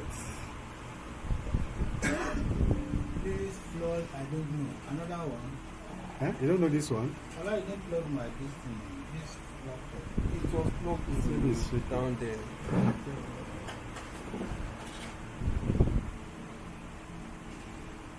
That close. It's low. Is it plugged? Is it less? I put my leg down. Which one is your plug? I've done that. Okay. Maybe it's shaking. He said it maybe his leg. Oh, look for- Charger. Why did you place it under the basket? It's alright. He was the one that put it before it was here. Someone now removed it. No, nobody removed it. No, from last class. Last class it was plugged here before. Is it plugged? Is it charging? Someone removed it. So Said, he left it there. so there was no now space in that last class. So that last class, I think he brought another extension and plugged. Okay, it's not even plugged. Small mouth and the white, Okay. that white extension wouldn't work for it. Is it working now? Yeah. Okay, so are we there? That's right. Let's Okay, please just go over it. One just better for validation. 2 to 3 minutes. From After the true or false, yeah. there is this signal, that there is this Green. error checking option Yeah. by that true or false. What could have been in my own one? It's showing. Error, that error, and that, there is always this green. If you are being quick, Just ignore it. Just click and ignore. okay. It's because he's expecting us to complete the validation check, and that's what validation, data validation does itself. So just ignore it and select it.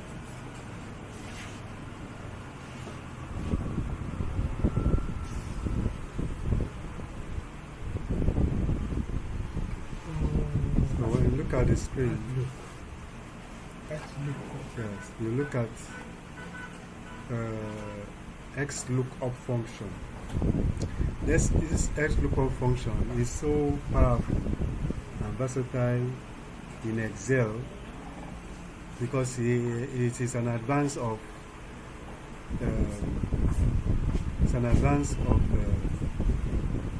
the former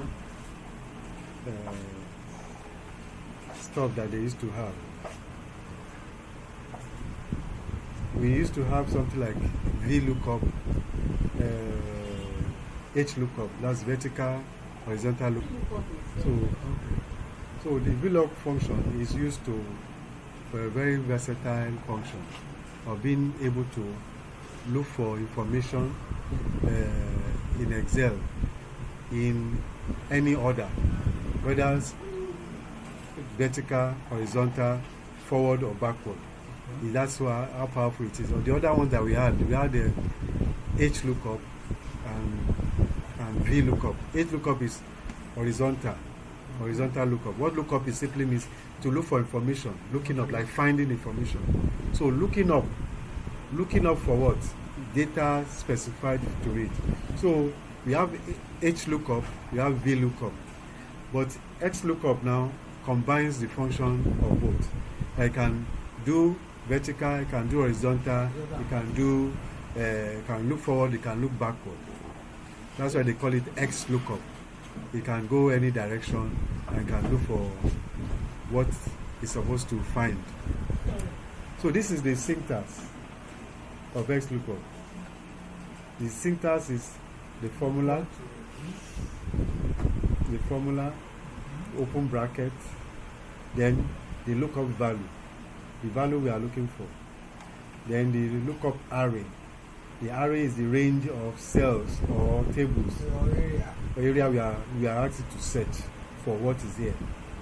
Then this one, the return array, is where the area you should get the information from. this is you will use this to look for this to get this. The value you should look for inside this area and return this area. Yeah, and then then if it does not find it, if you cannot find what is here, it should give. There is a condition you should fulfill here.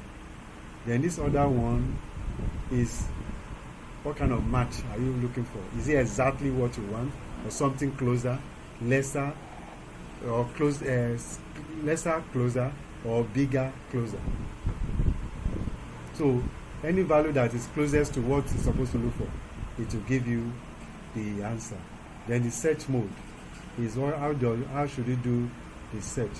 Which direction? Is it up or down, or all through the data set? So this is the format. Once you know this format, and this, let us explain the format here. As you said, look up value, the value you want to find. Then the lookup array, the range or array where Excel will set for the lookup value. Then the return array is the range or range containing the. Then if you don't find it, what should you do? That's the option. If you don't find it, if not find, is the next one. Cannot find it, what should you do? Then the next one is the mode, whether you want it to find the exact. For example, you say you're looking for a building. What kind of building? You want it to find exactly the building, or want buildings like that? You want 3-story buildings or similar. So it will look for those. That's the match mode. Then the last one is what kind of way? Should it start from the beginning of IFERROR road, or just start from anywhere? That is what it means. So let's go down and look at an example. We are going to do an example to understand this. So if to turn the syntax into an example, we are looking for XLOOK open bracket. We are looking for pet in B2 to B4, B2 to B4. The another in B2 to B4 equal to another. This one is a format, but it's not that completely correct. But you will see a table, a proper table where we can follow it up. Let's see whether this example follows it. Okay. Okay, when you look at this table now, look at this table. You have this sample table. You have A1 to A6 for items. Then B category. You have the home decor, kitchen, gifts, apparel. Then this one can't see of the table. You can see. So if you look at the screen, the XLOOKUP is saying look for photo frame. Look for photo frame. This is photo frame here. In the reference range, A2 to A6. This is A2 to A6. So under photo frame, under item, you have photo frame, coffee mug, gift basket, t-shirt, scarf. That's under A2 to A6. Then what it should return should be in A6 to C6. So it should return the price. What you are telling, return the price in C2 to C6. So what you say, look for this and return the price. Look for this in this place and return the price. So what you to do, like what is the result here? Photo frame is what it's looking for. It's looking for photo frame. Once it looks down, you see this is in A2 and checks under C. Price. It checks for the price. And what is the price? 9. This formula that you are seeing is entered inside this place. And that is giving us the result, $9.99. We are going to try it now. So let me quickly explain how it works. Then we'll do a trial. We say XLOOKUP searches the lookup array for the lookup value. The lookup value is photo frame. Check for photo frame. So When it finds a match, it returns the corresponding value from the return array, which is this place, in the same position, unlike VLOOKUP and XLOOKUP. Okay. Unlike VLOOKUP and XLOOKUP and HLOOKUP. So unlike VLOOKUP, XLOOKUP can set left, right, up and down. That's how versatile it is. VLOOKUP only looks up and down, but XLOOKUP look up and down, left and right.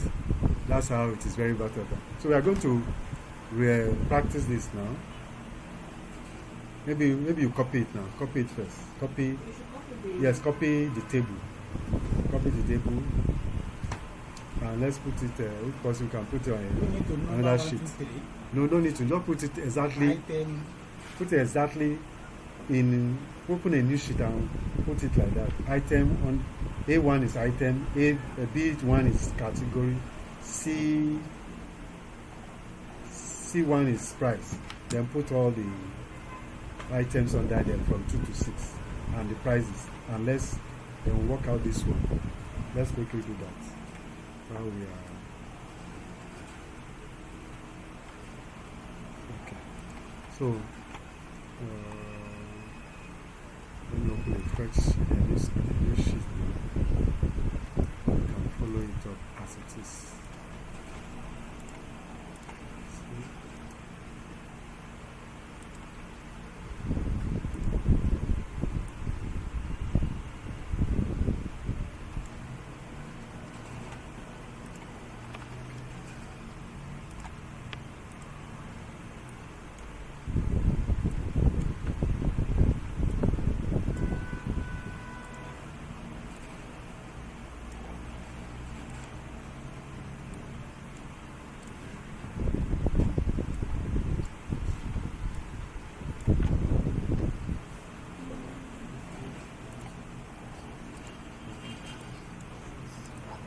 So we have tried to copy the example as it looks like on the screen from the book. This is what we have.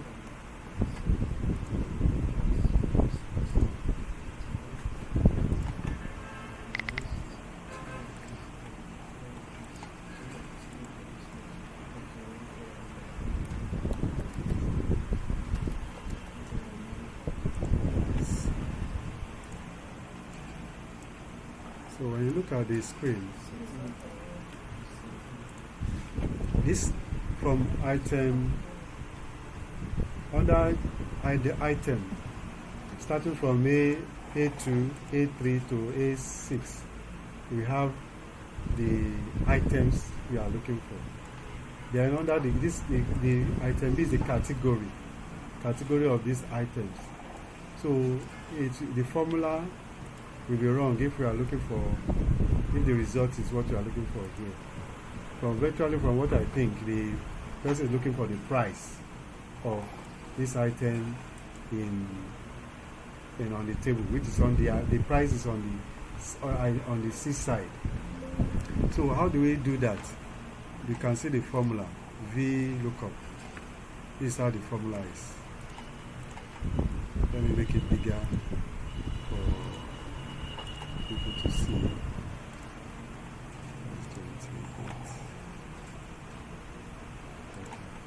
This is the formula.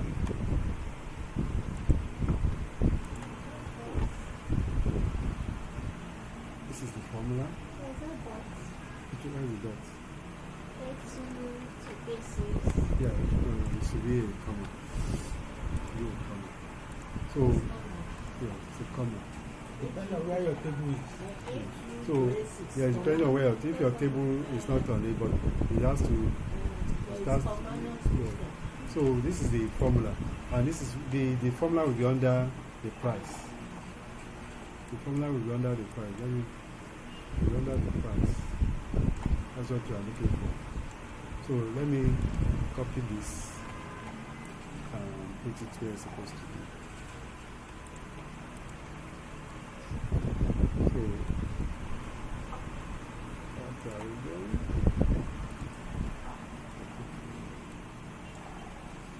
What are we doing? Okay, comma. So you can see, we have not yet set the answer. You can see that it's fully covering the CA2 range and the B and the C2 to 6 range. And I enter. Okay. Yeah. And C2. So you can see, it gives us the answer directly. No, tell me the formula here. Yes. The XLOOKUP, photo frame, we are looking for photo frame. And you should look for it in this A to A6. Bracket photo frame. Yes.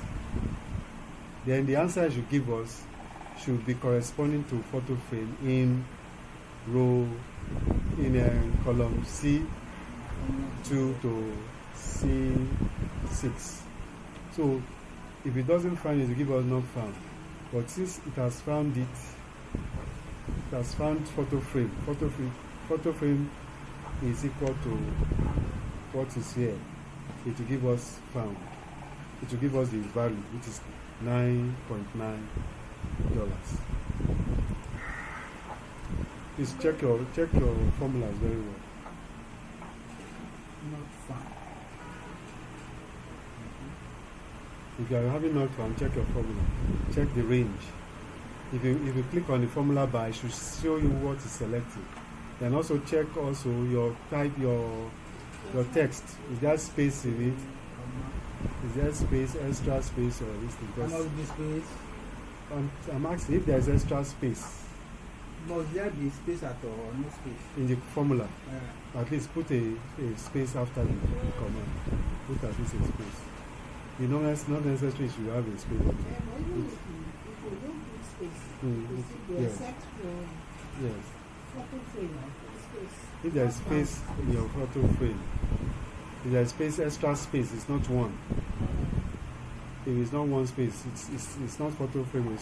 It's photo dash frame. It will be photo space frame. Yeah, because not to have a single space. It's selecting it, but Check your photo space. The space, I mean, the cell. Yeah. Okay. it's selecting the cell. Did you start So from it's A not or giving me the answer. is your cell, is it starting from A, sir? Hmm? Your cell, is it starting from A? As A. A6 to A6. A6 to 10. C6 to 10. It's selecting. Look at the error now. I can take C6. Less space there. This one is annoying. After the comment, I should space around the comment. And I should then close that one.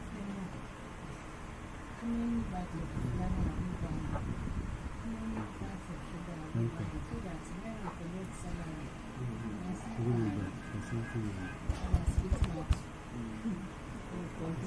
A6.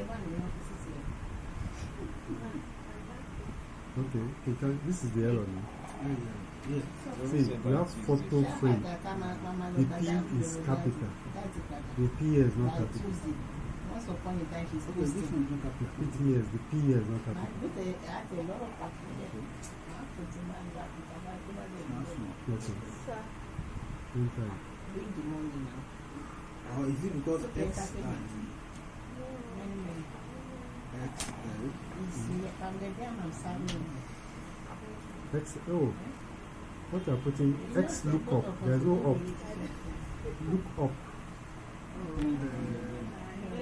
When I'm meeting for my husband, I want it. There's space between the up. There's X lookup. No space.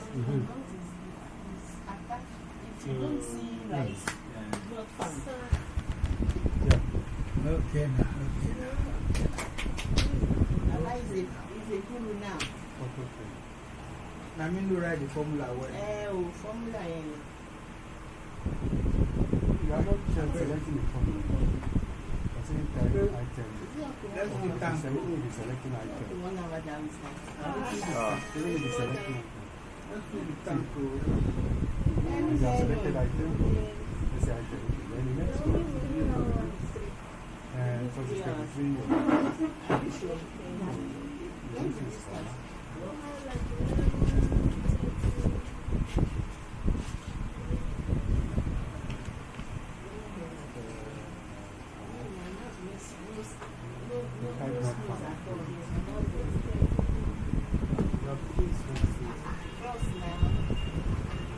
So for a rectal zone is not selecting, it's not giving the, She's above the class. it's not giving the cell reference as A She's a to, it's picking because professor. it's a table, it's using the table name, it's using table item, table 3 item. This is how our own is. Our own is like this. Our own is, this one is table 3 item. So this one, Okay, she went ahead of She has us. already no, created it's a the table way, for it's the way our own interpreted it. So don't be confused. Don't be confused, you're on top of the class. It's a level. So there are some cases that one will give you a problem, but Yes. so that's it. This is how our own is. It's still correct. It will still give the answer. But what you are comparing the item and the price. You are looking for item under item and getting the price of that item. Did they give you the answer? Check it very well. This is how it should be like. Photo frame, take the 3 item, and take the 3 price. My phone is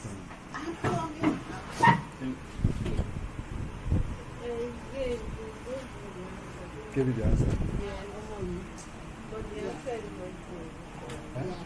It's where? It's not here. You didn't type the formula there. You didn't type your formula. Instead of putting down. Yes. Your formula should be under the price. It's where you are typing into. As we said in exam, the place you are typing into is where it will appear. So you can move it there manually. It will not give you. Maybe that's why it's even giving you table something. Because if you move it to the right place, it will give you table. You are typing right where a table is instead of outside of the table. Inside this place. So this one now is taking this whole area belonging to the table. So instead of doing it here, inside under the price that is here, she was doing it under the price here. It's under the price. So it was giving her the table name instead of the columns, the column range.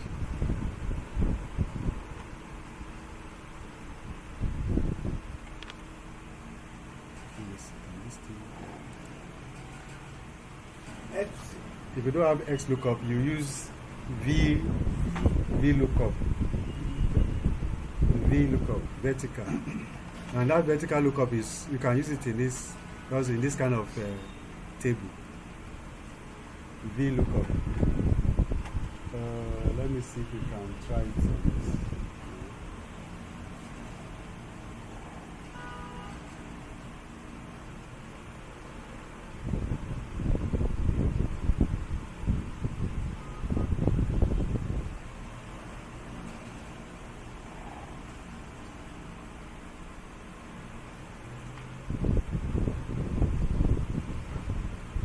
So VLOOKUP is not different from the format for VLOOKUP. If you don't have XLOOKUP, you can use VLOOKUP, but it's very, very limited. Because if this will have a lot of information, it only go in one direction. It won't go check up and down. So if you don't have XLOOKUP,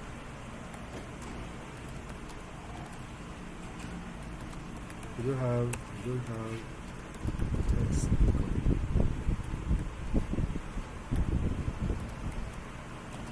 Use VLOOKUP. VLOOKUP. VLOOKUP. Sometimes you can also use HLOOKUP. Instead of So use VLOOKUP. So let's look at the formula for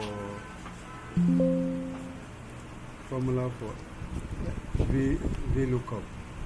VLOOKUP will be VLOOKUP.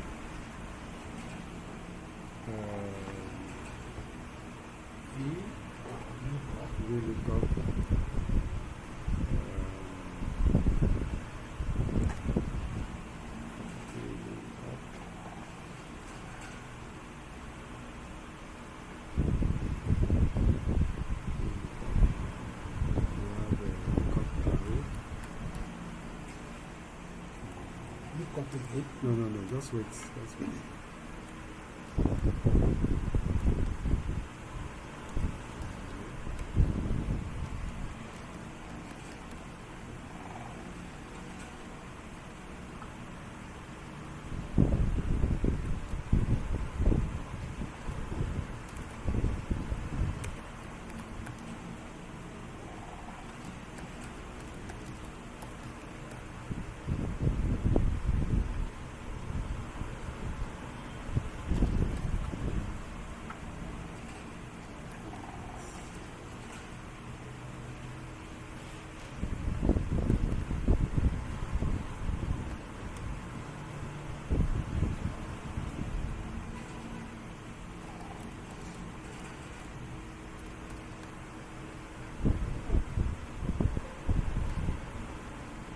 Not too long ago. That's why this people don't use it again. Oh, this is the syntax for VLOOKUP. The syntax.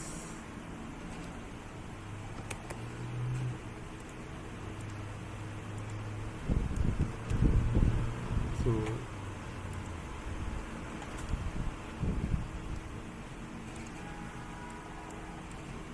VLOOKUP, lookup array, lookup value, table. You have the table.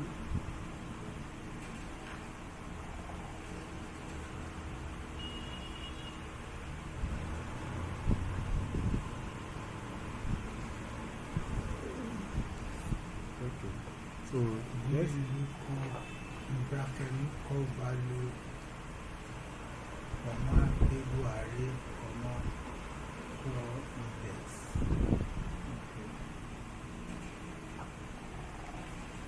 Index.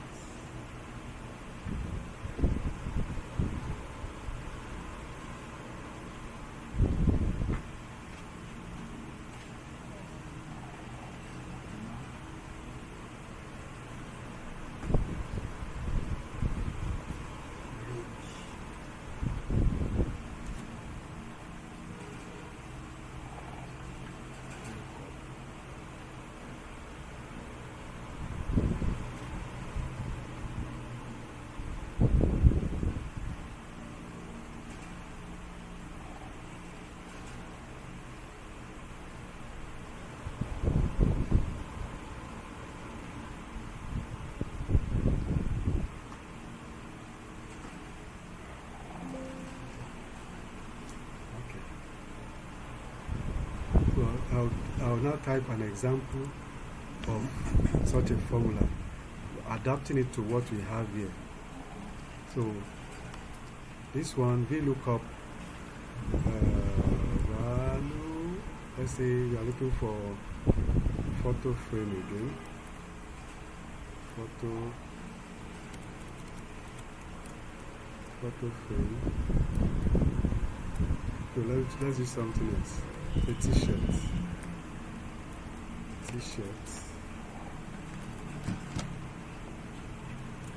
Right. The range will be The range will be A2. Range will be A2.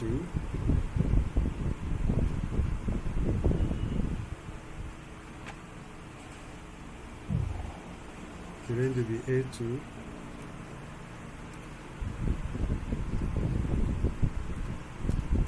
A2 to C to C6.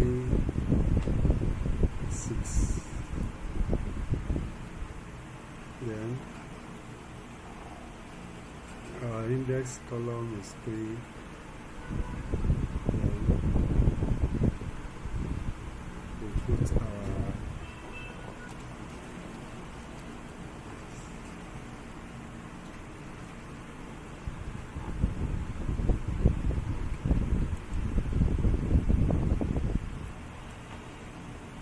so let us look for the answer.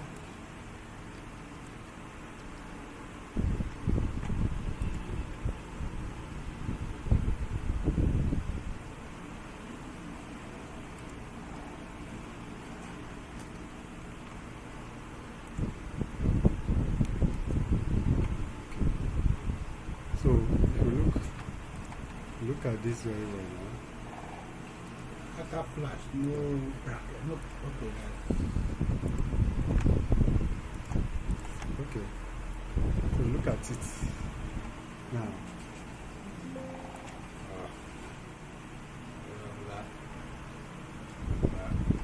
Okay. What you say? We are telling you to look for T-shirts. Let me click on this so I can see.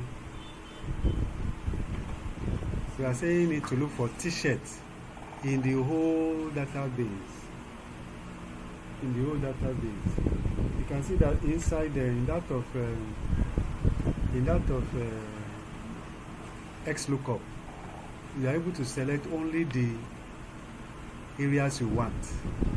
For this one, you have to select the whole Box. the whole database. Yes. Why you go with that 3 flash? The 3, yes, I want to explain it now. That's what I want to. In the first one with the XLOOKUP, you only selected item and price, and it got you your this thing. Now in VLOOKUP, you have to select everything because you cannot jump one column to the other. You cannot jump. That's its limitation. You cannot jump. So we have to select the whole area you should look for. Then pinpoint the exact column you should work. You should search, and that's why we type that 3. That 3 is the third column. This A is 1, B is 2, C is 3. That's why we are saying look for 3 because we are looking for the price of T-shirt. You understand? If we say 2, it will bring error because we are saying it will bring category. This price we are looking for. So if you use VLOOKUP, you must specify the area. Yes, after catching the whole area you should look for, we should limit it to one column, which is the price column. Okay. If it's category 1, which is 2, we will put there. Okay. Now, what are we putting false? False is that if it is wrong, false is if it is wrong. If it is true, bring the value. If it is false, it will show false. Okay, we will not bring the amount. Yes, it will not bring the amount. Mine not bring anything. I want somebody to who can do this. Let's say you are looking for using VLOOKUP. The first one, we are good using XLOOKUP and using VLOOKUP. Try the two to get us the price of gift basket. Price of gift basket.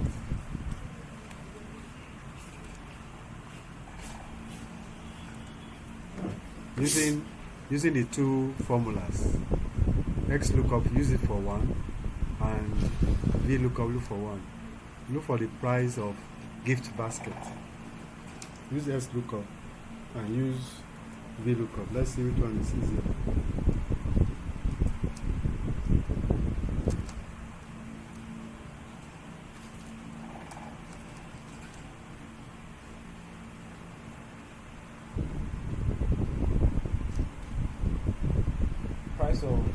Price of gift basket. Let's see how the formulas differ from each other.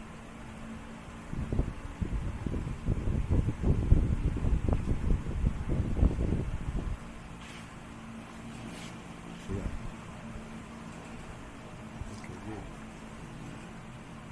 So if the table is more than 3, 4, for example, is that why the 3 is there? The 3 is to show the column. That's what I'm saying. Yes, if it's more than one column, that column you are looking for is what you specify in that place. So come again. How many columns do you have? 1, 2, 3. Where is the price column? The third. Okay. I want to change it to change that column to 2. Let's see what to do.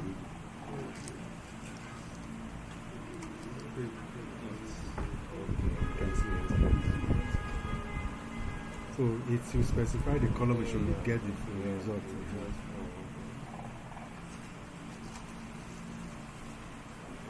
So you can see the reason why people are switched over to XLOOKUP is that check. Let's look at XLOOKUp. I like it. See, it's not touching category. Just the ones it needs. And this saves space for programmers or even Excel itself. It doesn't bother with the middle. You can see. But this one I have to gather everything, start looking for it. It's not helpful to it. That's why it's the one that's taken over from XLOOKUP or HLOOKUP.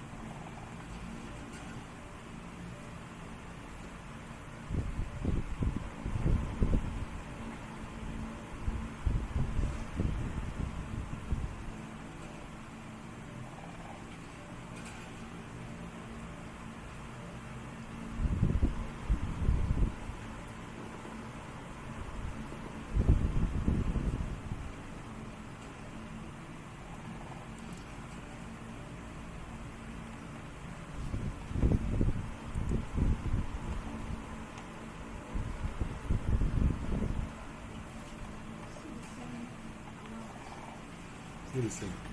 So this will tell you that if you get it right, you get the same thing. You have no difference. But you have to note the importance, the differences in the formula and how they work. In the XLOOKUP, you don't need to type 3. There's no type 3, but it makes use of 2 reference points, 2 ranges, while the VLOOKUP just pick the whole table or the range you are looking for and points you to the place you want to pick, which is the third column. That's why it's there, the third column.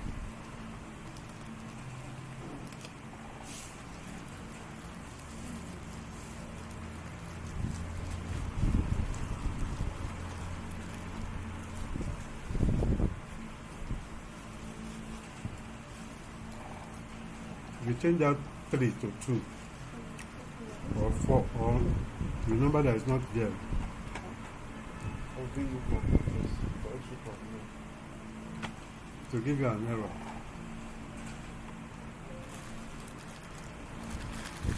Give an error.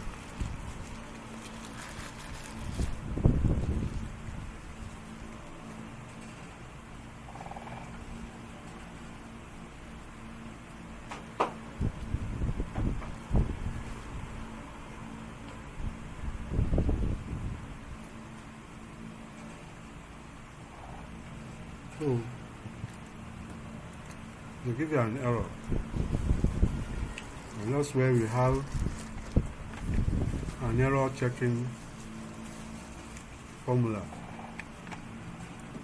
that can help us to hide or point out errors when we are doing a result.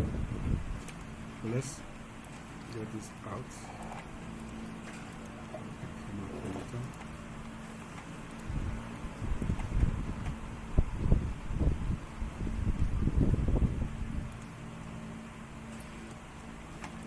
This one is giving us error now. This command is giving us error. It's giving us error because Came from the formula.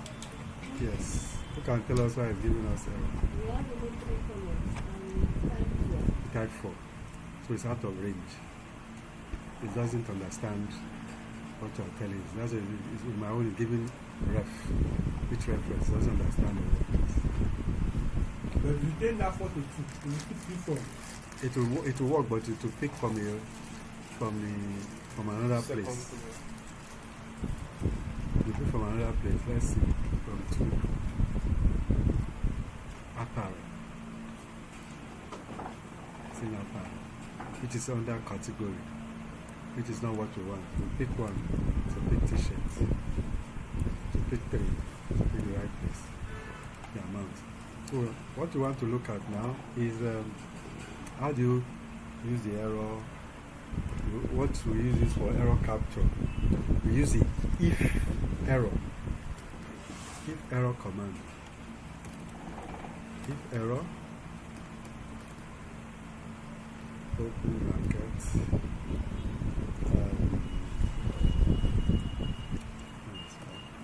if error, bracket, then not found.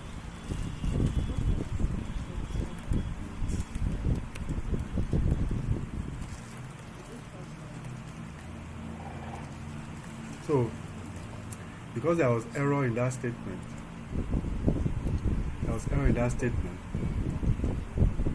instead of giving me the ref listing, let me copy this down. Instead of giving me this error here,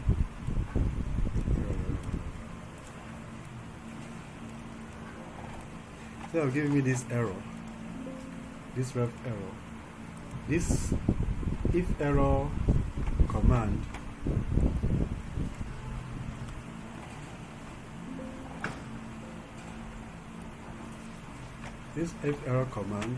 as you can see here,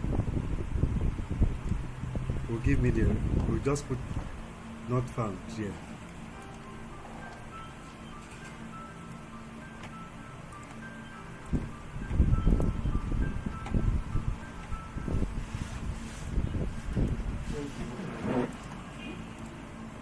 So this is the formula.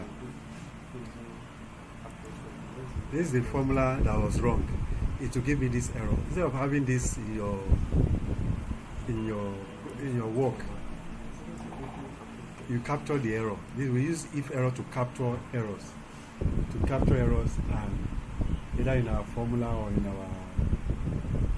whatever we are doing, to hide it and just present something. If you don't want not found, you can put something else. You can put something else. It's just for you to note that there's an error in that formula. Then you can go back and check it. So the correct thing is supposed to be, instead of 4, that VLOOKUP should be 3. It should be 3. It's giving us error because it cannot find anything in column 4. There's no column 4. So it's false, and because it's false, this if error, say if error VLOOKUP dash, carry it out. But if there's error, the answer should be not found. But if it is true, though there's no error, it will carry out the proper answer. Let's do that now. Let's see if it will work.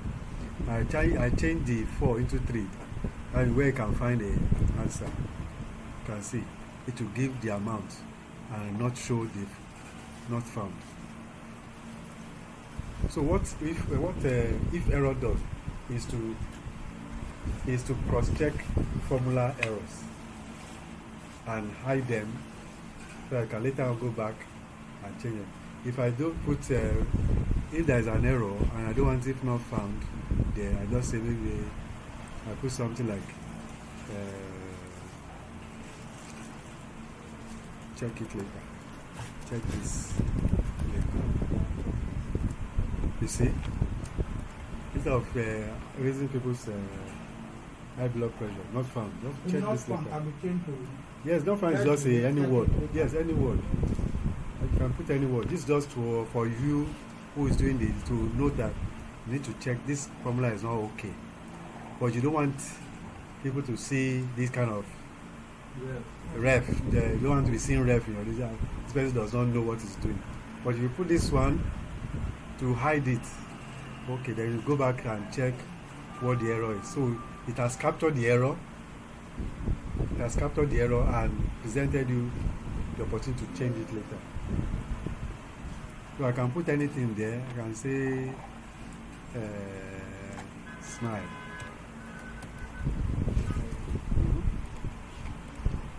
So it's just a way of capturing error in formula so that you can go back and review it. Because this one that you see, the ref is not a good sign in a document.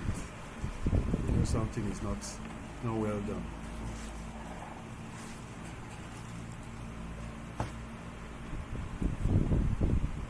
So are we following? Then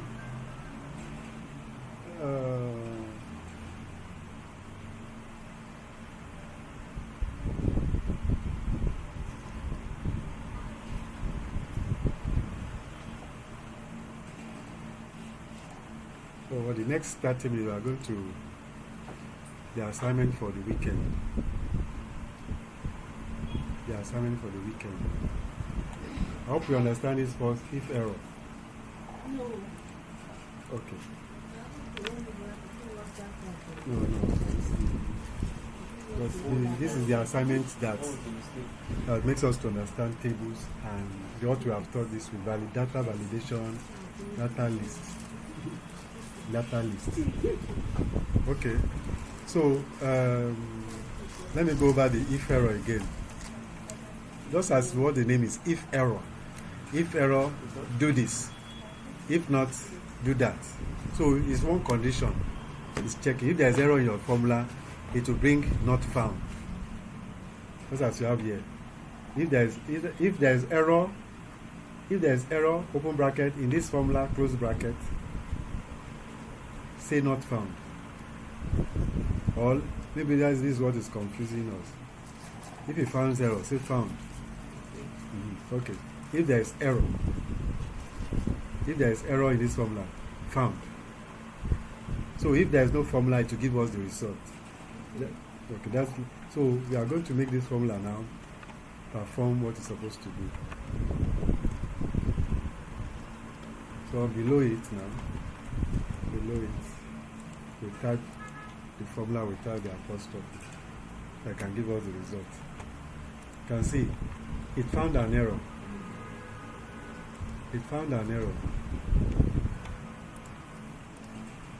So what is the error? The error is that this 4 is not within. We have only 1, 2, 3 columns.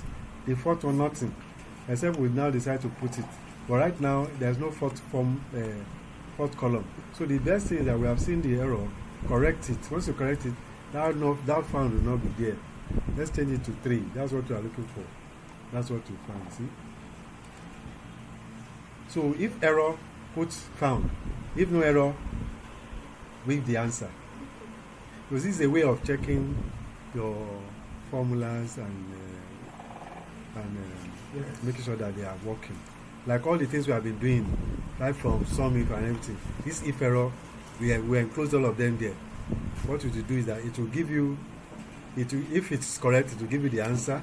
If it's not correct, it will give you error found. So that is your point of this.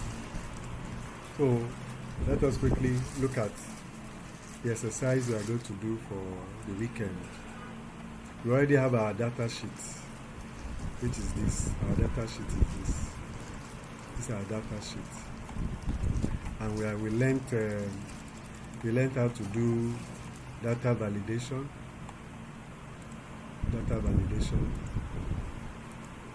data list, and data validation.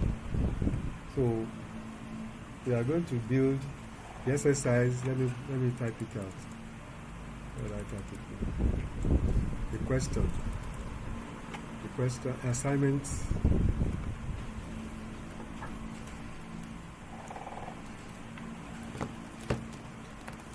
For assignment. This is assignment 2 or 3. This is assignment 2. Is it 3 or 2? Third one. Okay. Assignment 3. I'll check them. Well, I've seen some people, so not everybody's there. Assignment 3. One, from the data sets.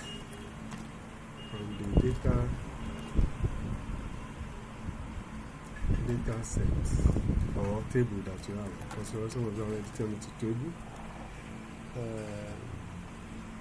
Build a product lookup system.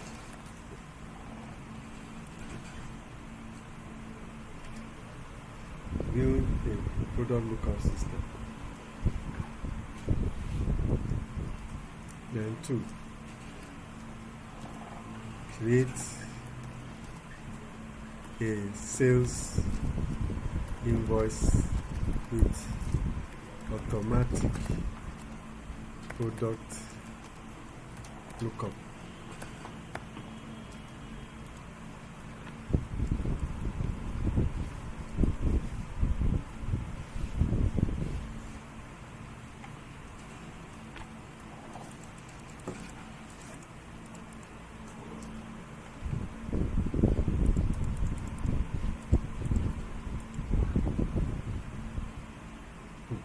Sales invoice with automatic product lookup.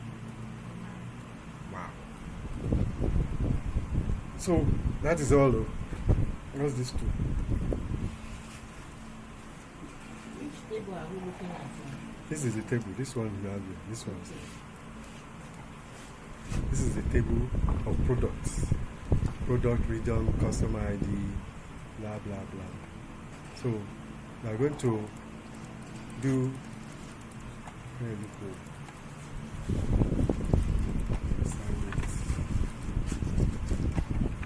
assignment.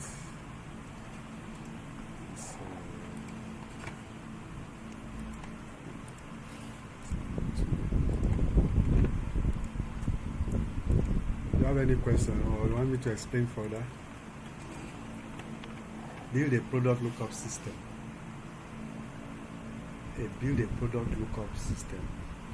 Then that's 1. Number 2, create a sales invoice with automatic product lookup.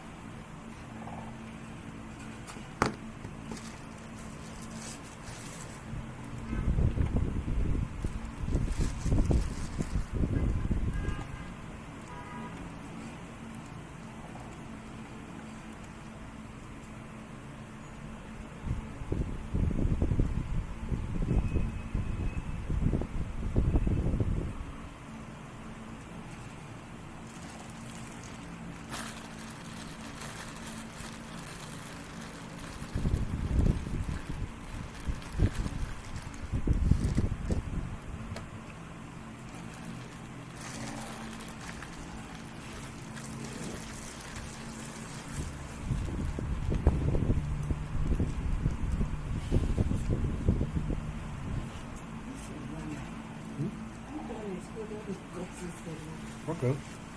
Let me explain. That's why I said any question. Any question.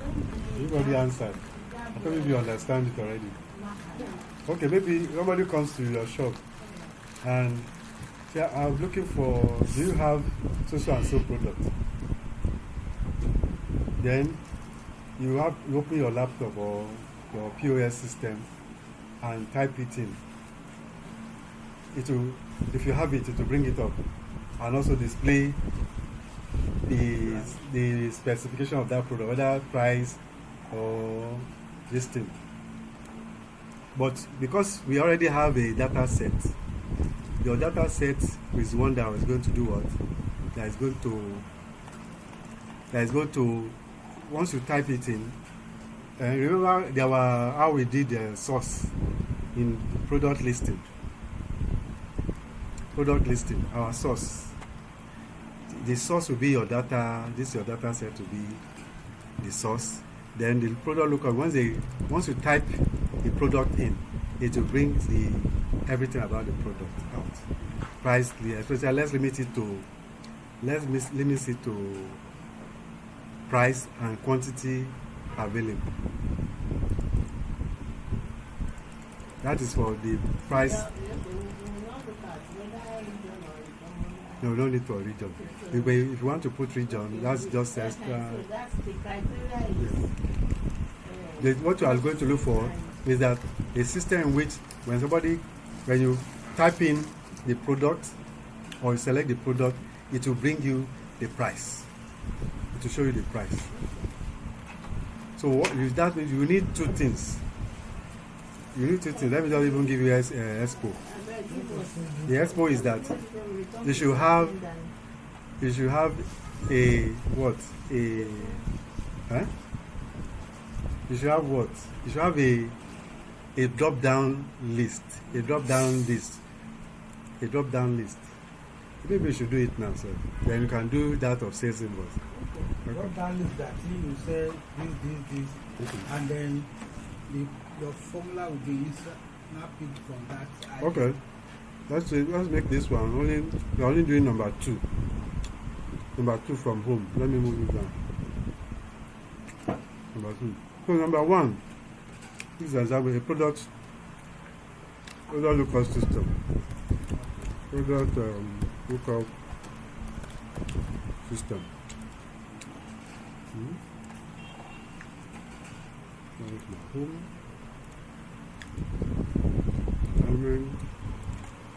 Okay. So somebody comes. This is the product. Let me call it product search.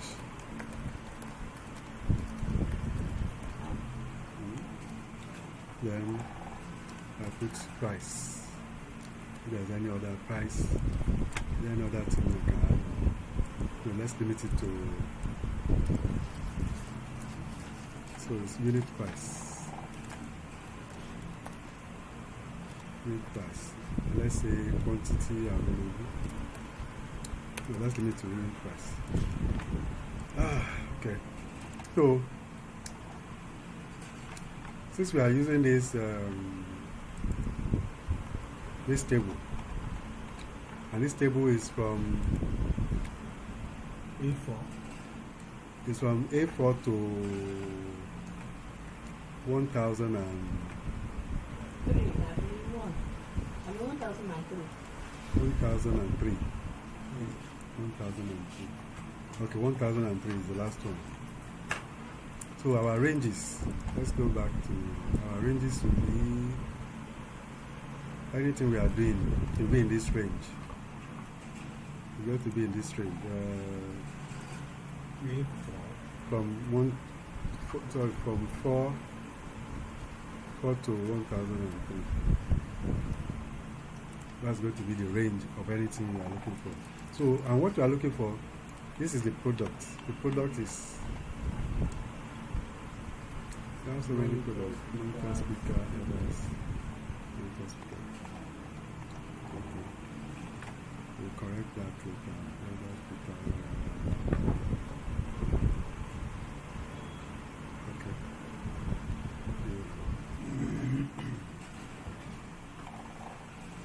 They're just going to be, because I saw there's some what do you call it, some unusual things in that place. But let's just ignore it for now until we are doing the proper thing. So our range will be from 4 to 1003. So we'll go to this is our product range. This is where we search or type our product range, and this one will be where we shall be seeing the price. The prices will be here.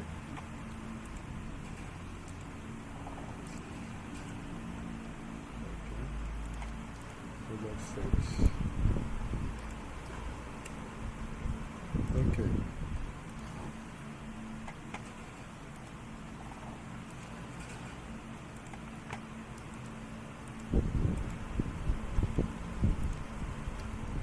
This is just formatting and doing. So the main thing now is from here. Product search. Try as much as to be accurate. You go to data, go to tools, go to product validation.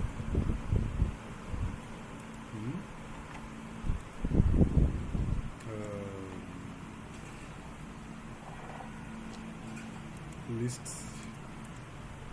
and our source. Our source should be B4.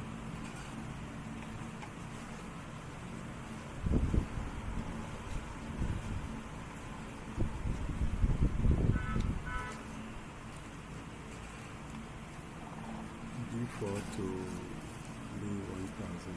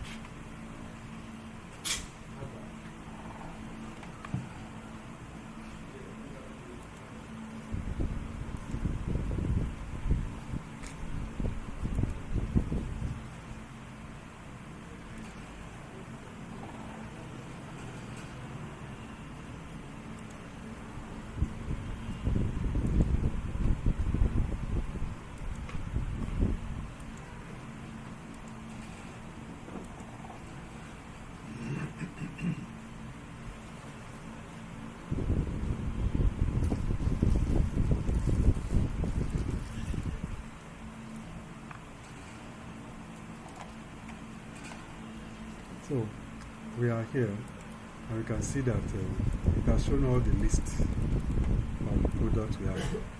But the problem we have here is that they are all repeated. There is speaker, there is monitor. So which one are we talking about? Which means even the data set is not clean. So we have repeated listing. So Where did you get the remove duplicates.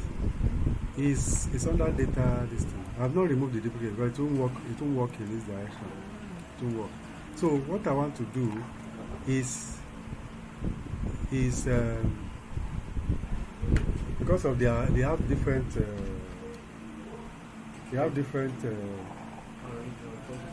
quality, different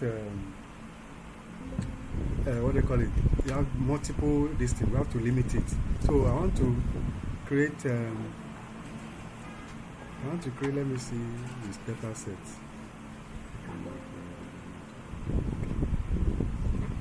Have you selected all the things or? No, what I want to do, what I want to do, because there are different prices for different regions. So what I want to do is to include the region to help us filter it more. To filter it more.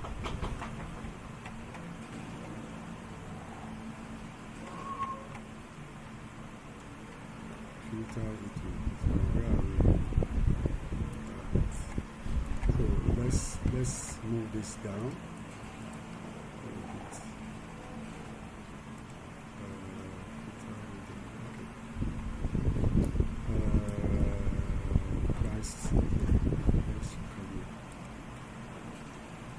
Okay, so let's type region here.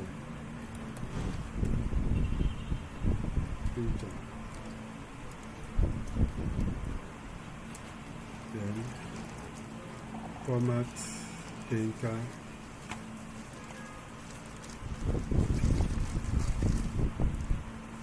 So the same thing we'll do for region. We'll do the list for region. We have done for the product set, then we'll do for region. So again, we go to data, go to data validation again, we'll check list, then the region is from C4 to C103. I have to type it if I don't want to go down. I have to type the remaining in. So it's okay. So let's look at it. So if we look at it now,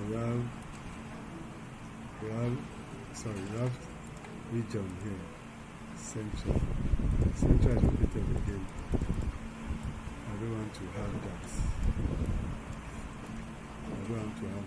So what I'm going to do, this center, instead of making my source, there are central, south, north, east, west, and north. I'm going to type it in. I'm going to redo it and type it in. So let's go back to data, validation. Then instead of the typing, I just source, central, north, east, west, south, and west. So let's look at it now. So we have this, we have this. So then this price, we can use XLOOKUP. we can use XLOOKUP, and we can use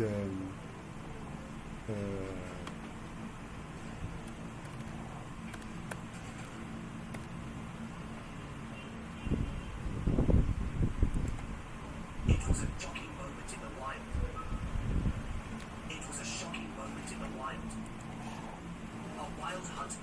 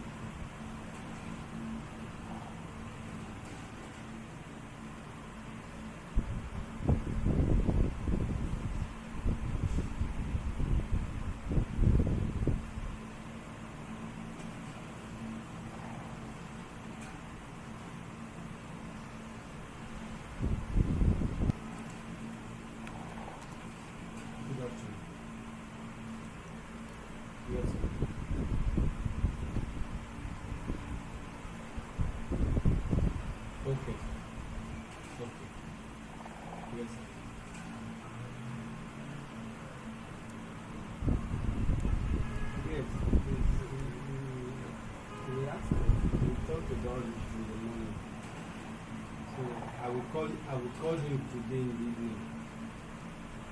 Yes, sir.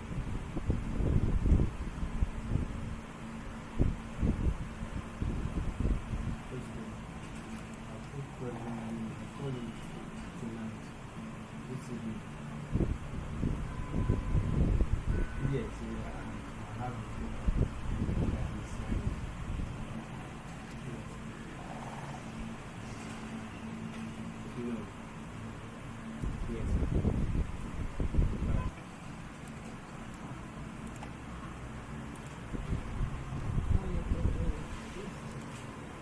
Okay.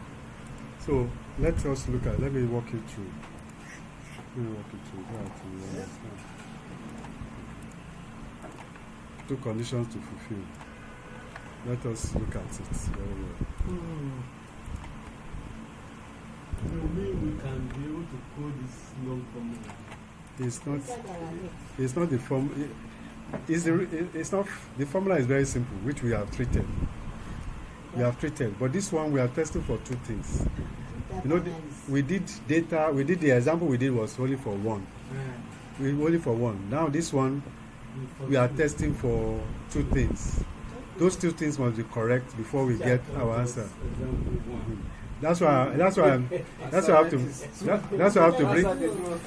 to break this one now. So if you know this one now, you'll be able to do the second one. So this first one now, somebody walks into you're asking for a product. Yes. Under the product search, you look for the name of the product. These are the products you have. You say you're looking for a laptop.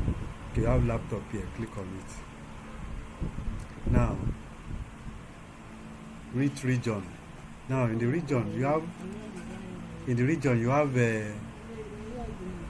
five regions. You have central, north, and everything. So I want to check for the laptop price. Central. You click on it. Once you click on it, immediately it gives you the price of the laptop. If there were other things to look for, maybe color. Okay, let's change it to west. Okay, let's say west. So if you change it to east, the price will change.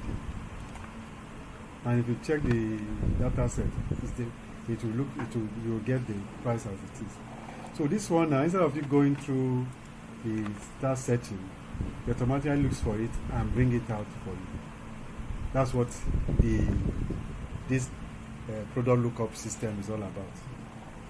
So let's look at the formula. How did we get it? These two are just the data validation list we did, which you all know. This is the why we don't know is this formula, and we are using XLOOKUP. Okay. I can use the XLOOKUP. I can use to look for this product search. You need to use data validation. Data validation is for you to create these ones, to create the product you are looking for. Yes. This one, this one, the source is on the table. This one, I typed in the source. Yeah, because there are so few. Instead of using there are so few. So I created this one. So central laptop. So anyone I choose, this formula takes it first. Now let's understand the formula. That's our. So.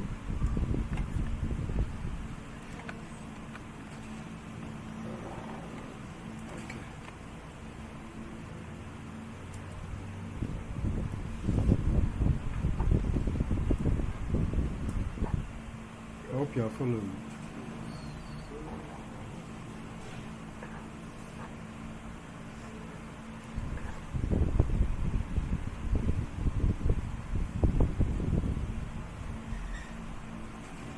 Okay, so where's the content?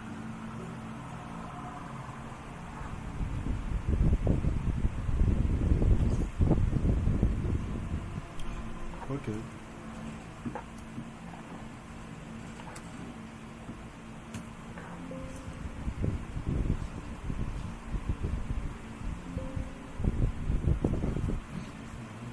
So I'll start with this range. This range here. These are the ranges.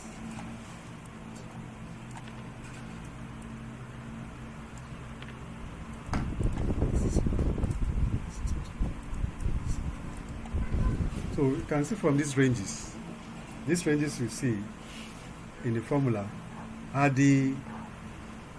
where you can find these products. Where you can find the first one is for product B4 to B, the $B, $4. That we are restricting it to that column, that product column. $B, $4 is the beginning. $B, $1003 is the end row for the products. For the end row of the product. So this is the range where you should look for. And we are saying you should look for what? What is inside K13? K13 is this. This K38, I mean. K38 has laptop. So we said look for, in the product, they look for what is inside K38, which is laptop. I hope you understand. Yeah. It's enclosed in a bracket. That bracket shows you should first of all do. So what does that one? I'll come to it. That's what I want to explain the ranges for, because ranges you already understand that.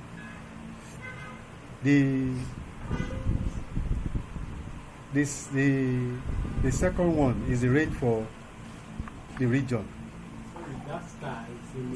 I'm going to explain it here, multiplication. I will explain it.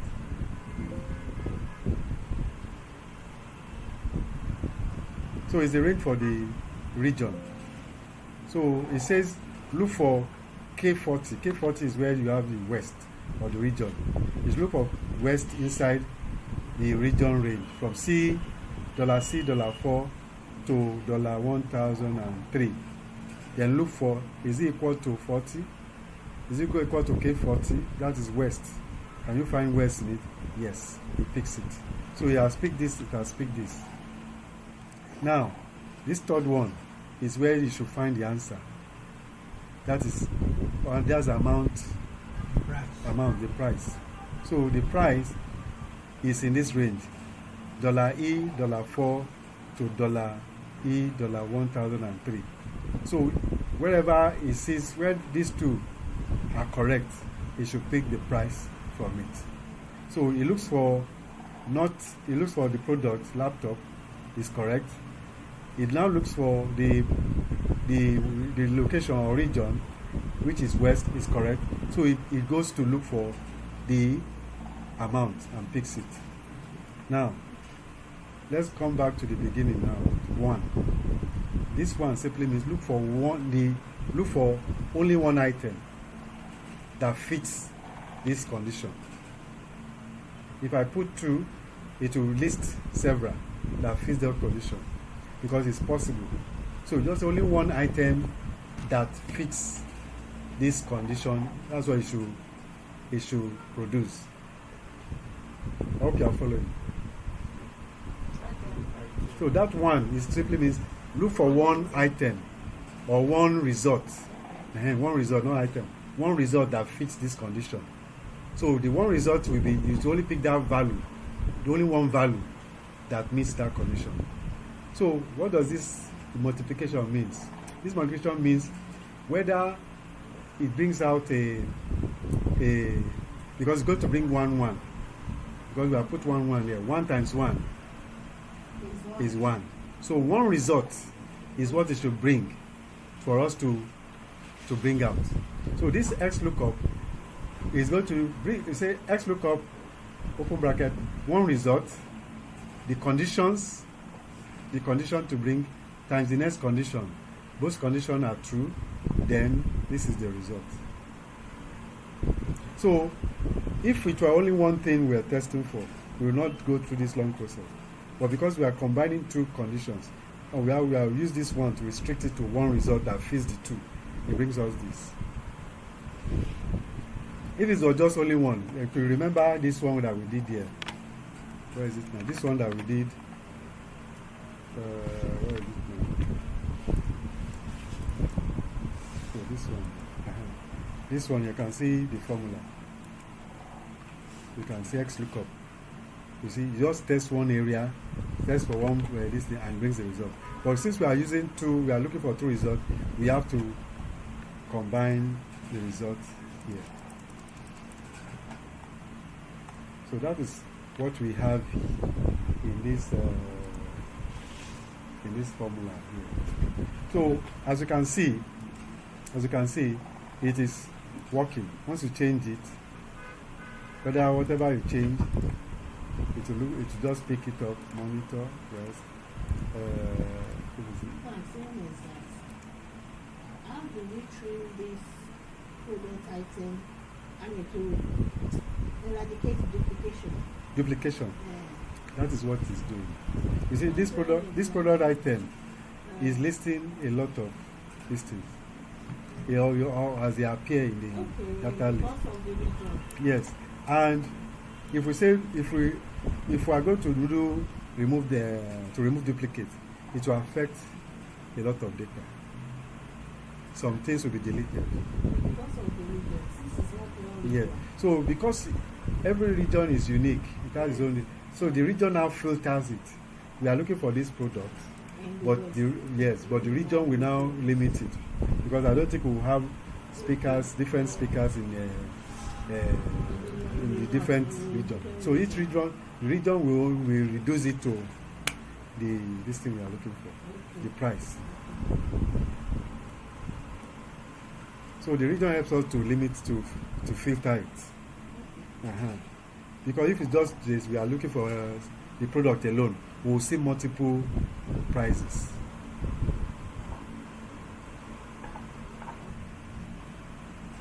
So that is that. So these ones are easy to the product, and this is easy to do. So that of the price, that's where you enter this XLOOKUP formula. XLOOKUP bracket 1 to indicate you are only looking for one item. Then comma, then you put in brackets. Put in brackets the first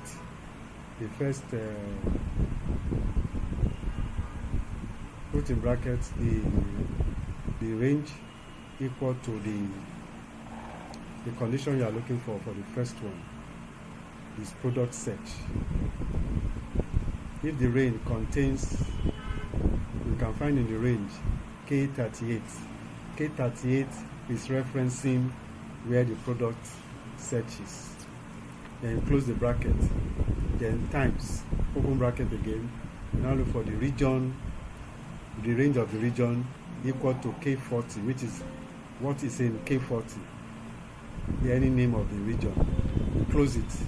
Open bracket again. Then the result you should generate. The area where the result is located. Anyone that fits into it, you should generate it.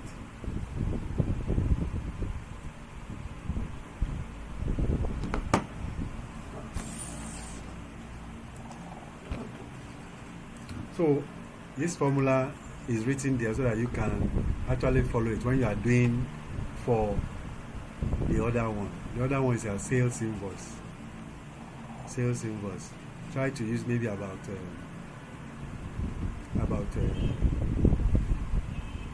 maybe from 3 to 5 products for your invoice. 3 to 5 products. You know how an invoice looks like. You can design it then.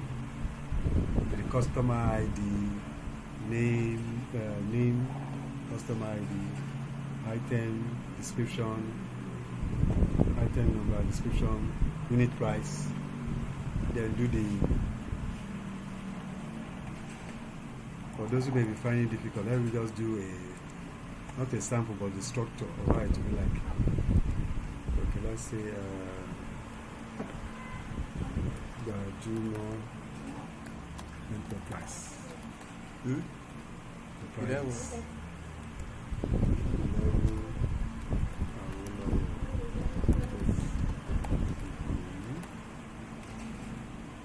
Invoice number.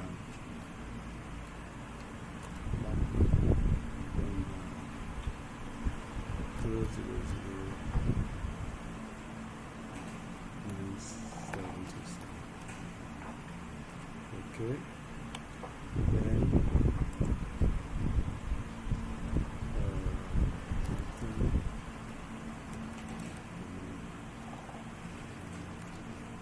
description.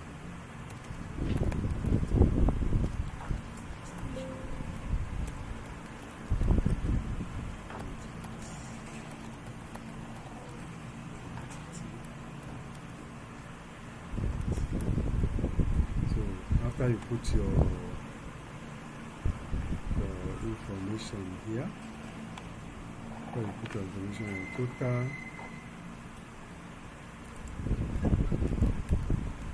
you put your total should be here. If you are giving any, okay, let's say VAT, 7.1%.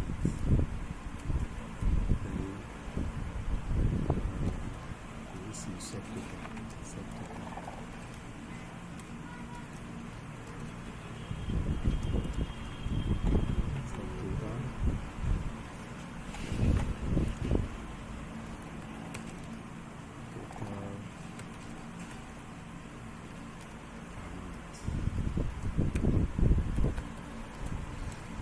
So your answers will be under here.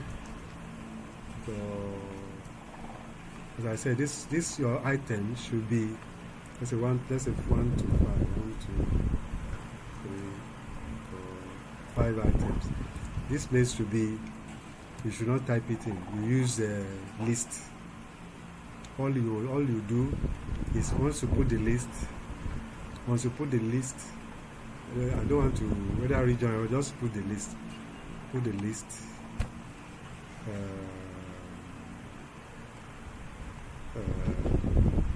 This is the formula I should use. Once you put the list should be able to give you the price.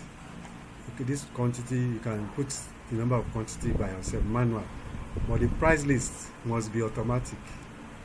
The item description is a drop-down list. The drop-down list should be this thing. Quantity, unit price should be automatic. Quantity, manually enter it. Total amount should be a formula. Then the subtotal to a formula. Calculation of that formula. Then the total price formula. So you are constructing a list in this place. This place is for list.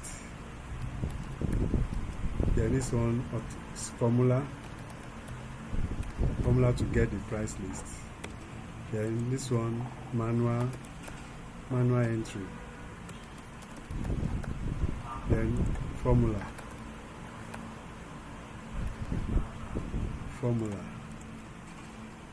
for total, formula for VAT, formula for. So these are the areas you are working on. All these places. Here's my yellow highlighter. You are working on this place. So formula blue. So this one is manual. You can type any figure you want there, but it must give you the answer for the formula. That's formula. So that is just it. Got it. This is what I expect. So what we need to get is sub. Yes. So this is where the main thing is. Be able to get this. If you enter the right formula here, you enter the manually enter the quantity, and you do the formula here, and everything is correct, you get your total price. So any item you want, you just create the list, put them there and everything. The whole thing is that whether it is one day, the whole thing to rhyme with each other. It's not as difficult. You are not going to use this formula because this one is for looking for 2 items. But this one is only 1 item, so you know just put the formula we use for. Let me copy it for you. I don't have that formula. Let me copy that formula. Let me copy it for you. This is the formula we're going to use for this.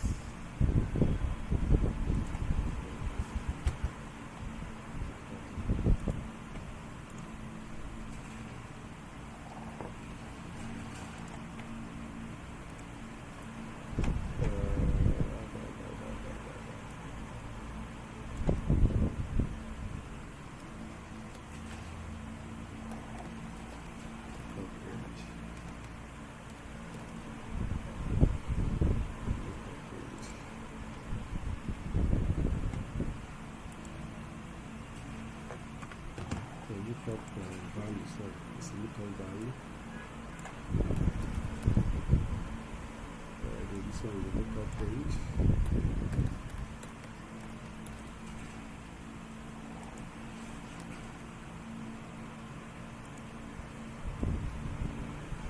Lookup is that.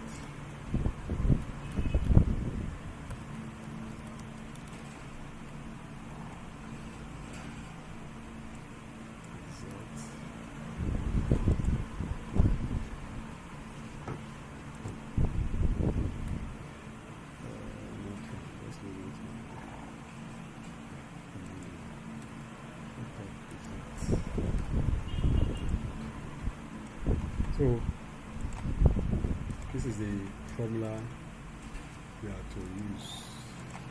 I don't care whether it's north, center, just get it, let it work. Because what we have in the data set, it has multiple different, the prices are different from it. So anyone you get that is working, just put it there. I want it to work. Once you click on the price, it will give you once you click on the product, the pricing will appear automatically. Then you can now enter the formula. You enter the quantity on your own. Once you enter the quantity, also the same thing, the amount automatically calculates itself. So determine the formula you use for this formula is going to be used under unit price. So this XLOOKUP is for unit price only. This other one is the formula we've taught you before. So that's what should be here.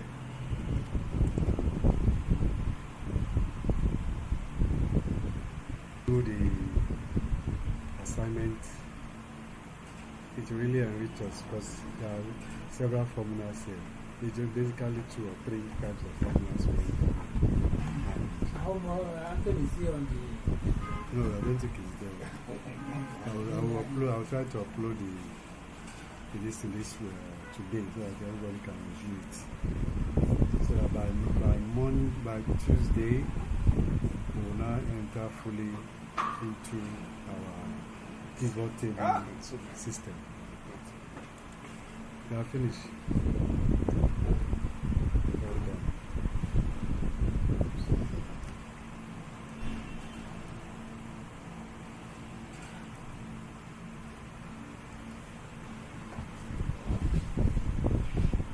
We should be doing the assignment in class.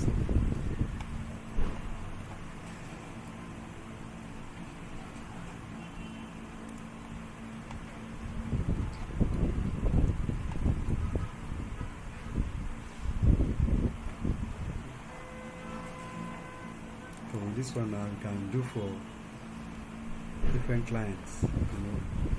Different client can come, just change it. You don't need to type all over here. Just change the name, change the address or phone number, change the invoice number, and you enter, set it for printing or for sending. Yes, ma'am. Unit price. Yes. You said we should get this in Yes. I just want to be to add that formula to use. Yes. For the unit price. Yes. So we should just pick an item. You pick an item, so I want to see change. Okay. Once you pick an item, you change to Okay. the one you can pick.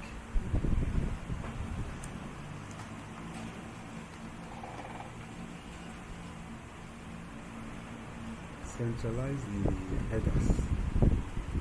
Right. Centralize the headers. Maybe I see apart to the.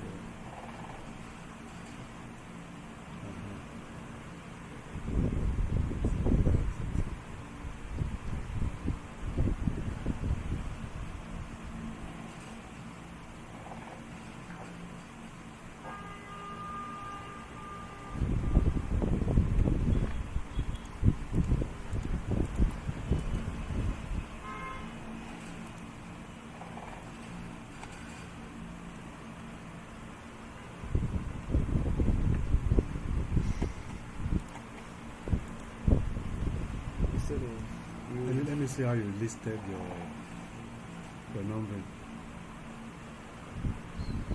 Numbering. Yes, that's what. Yeah. ABC2. The number. Okay. Let me quickly show you how you can do.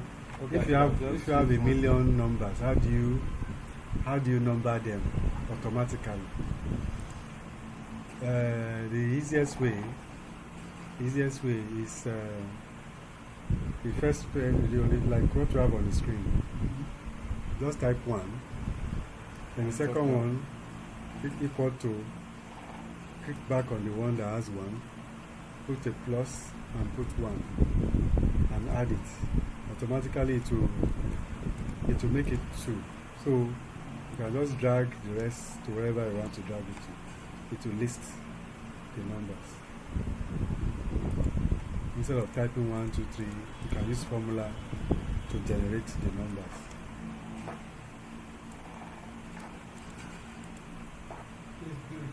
Okay.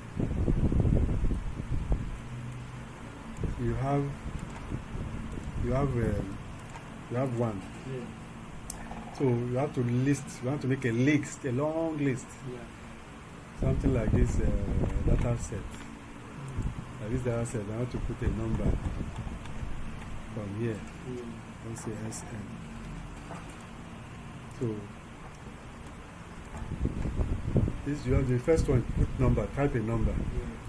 Then the second one, second line, put an equal to. Click on the first on top, the one on top, add H4, put plus sign, add 1. What you are saying, add for H1, add 1 to it to get this one.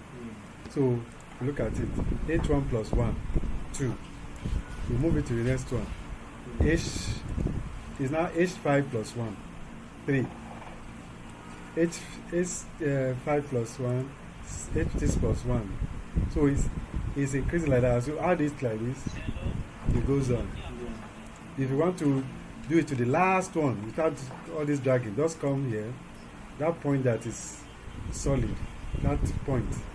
And then when you see the arrow changes to dark cross like this, double click. You can see it has underlined it down to the very last one. Let's see it. Look at the 1,000. Look at it, 1,000. 1,000 number. That's what we have done here. You can see. If there was something here, there is a space, it will stop at the last space. You can't jump the space. So that is how it is.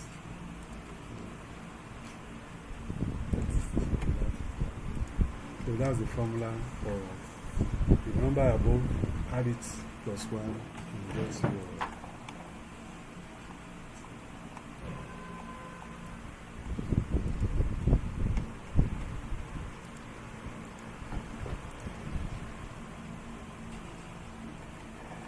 So this is where we'll call it a day today. Thank you very much for your time.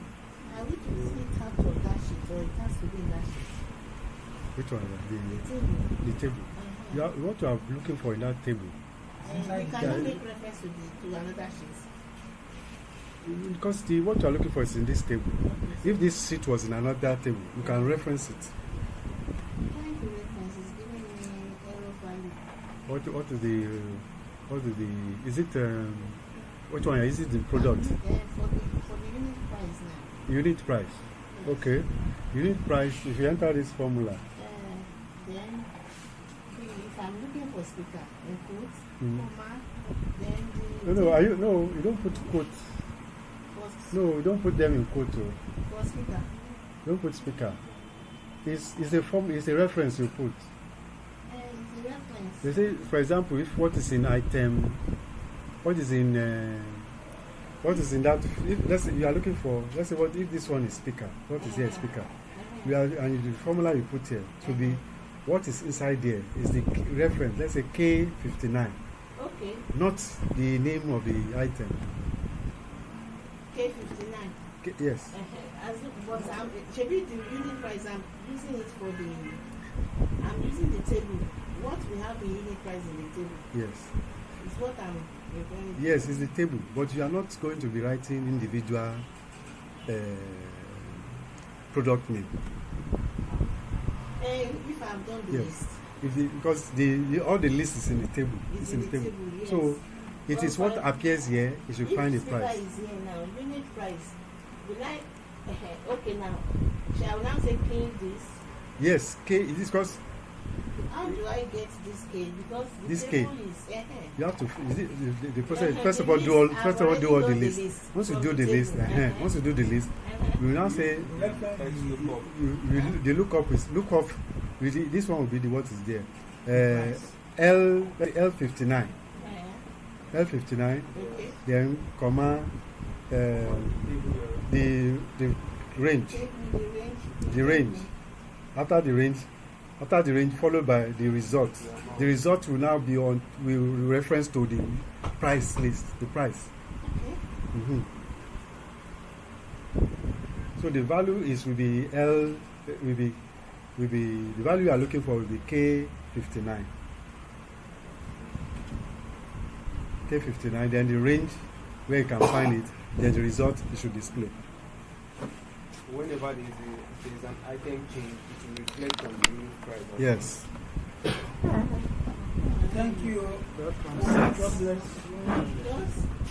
you said you have the table to this list. I'm referencing the table here.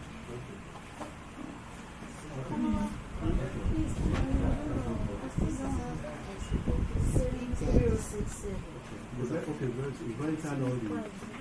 Yes, I've done the list here. Let me see your phone. Yeah. Let's take one. So let's go back to this to allow it to continue. Because my table is in is here. So I now said this one, comma, then reference to the table. Would that be in maybe I'll put brackets. Okay, what I mean is not in this. It's not in this. Okay, let's go back. Let's go to this. Okay.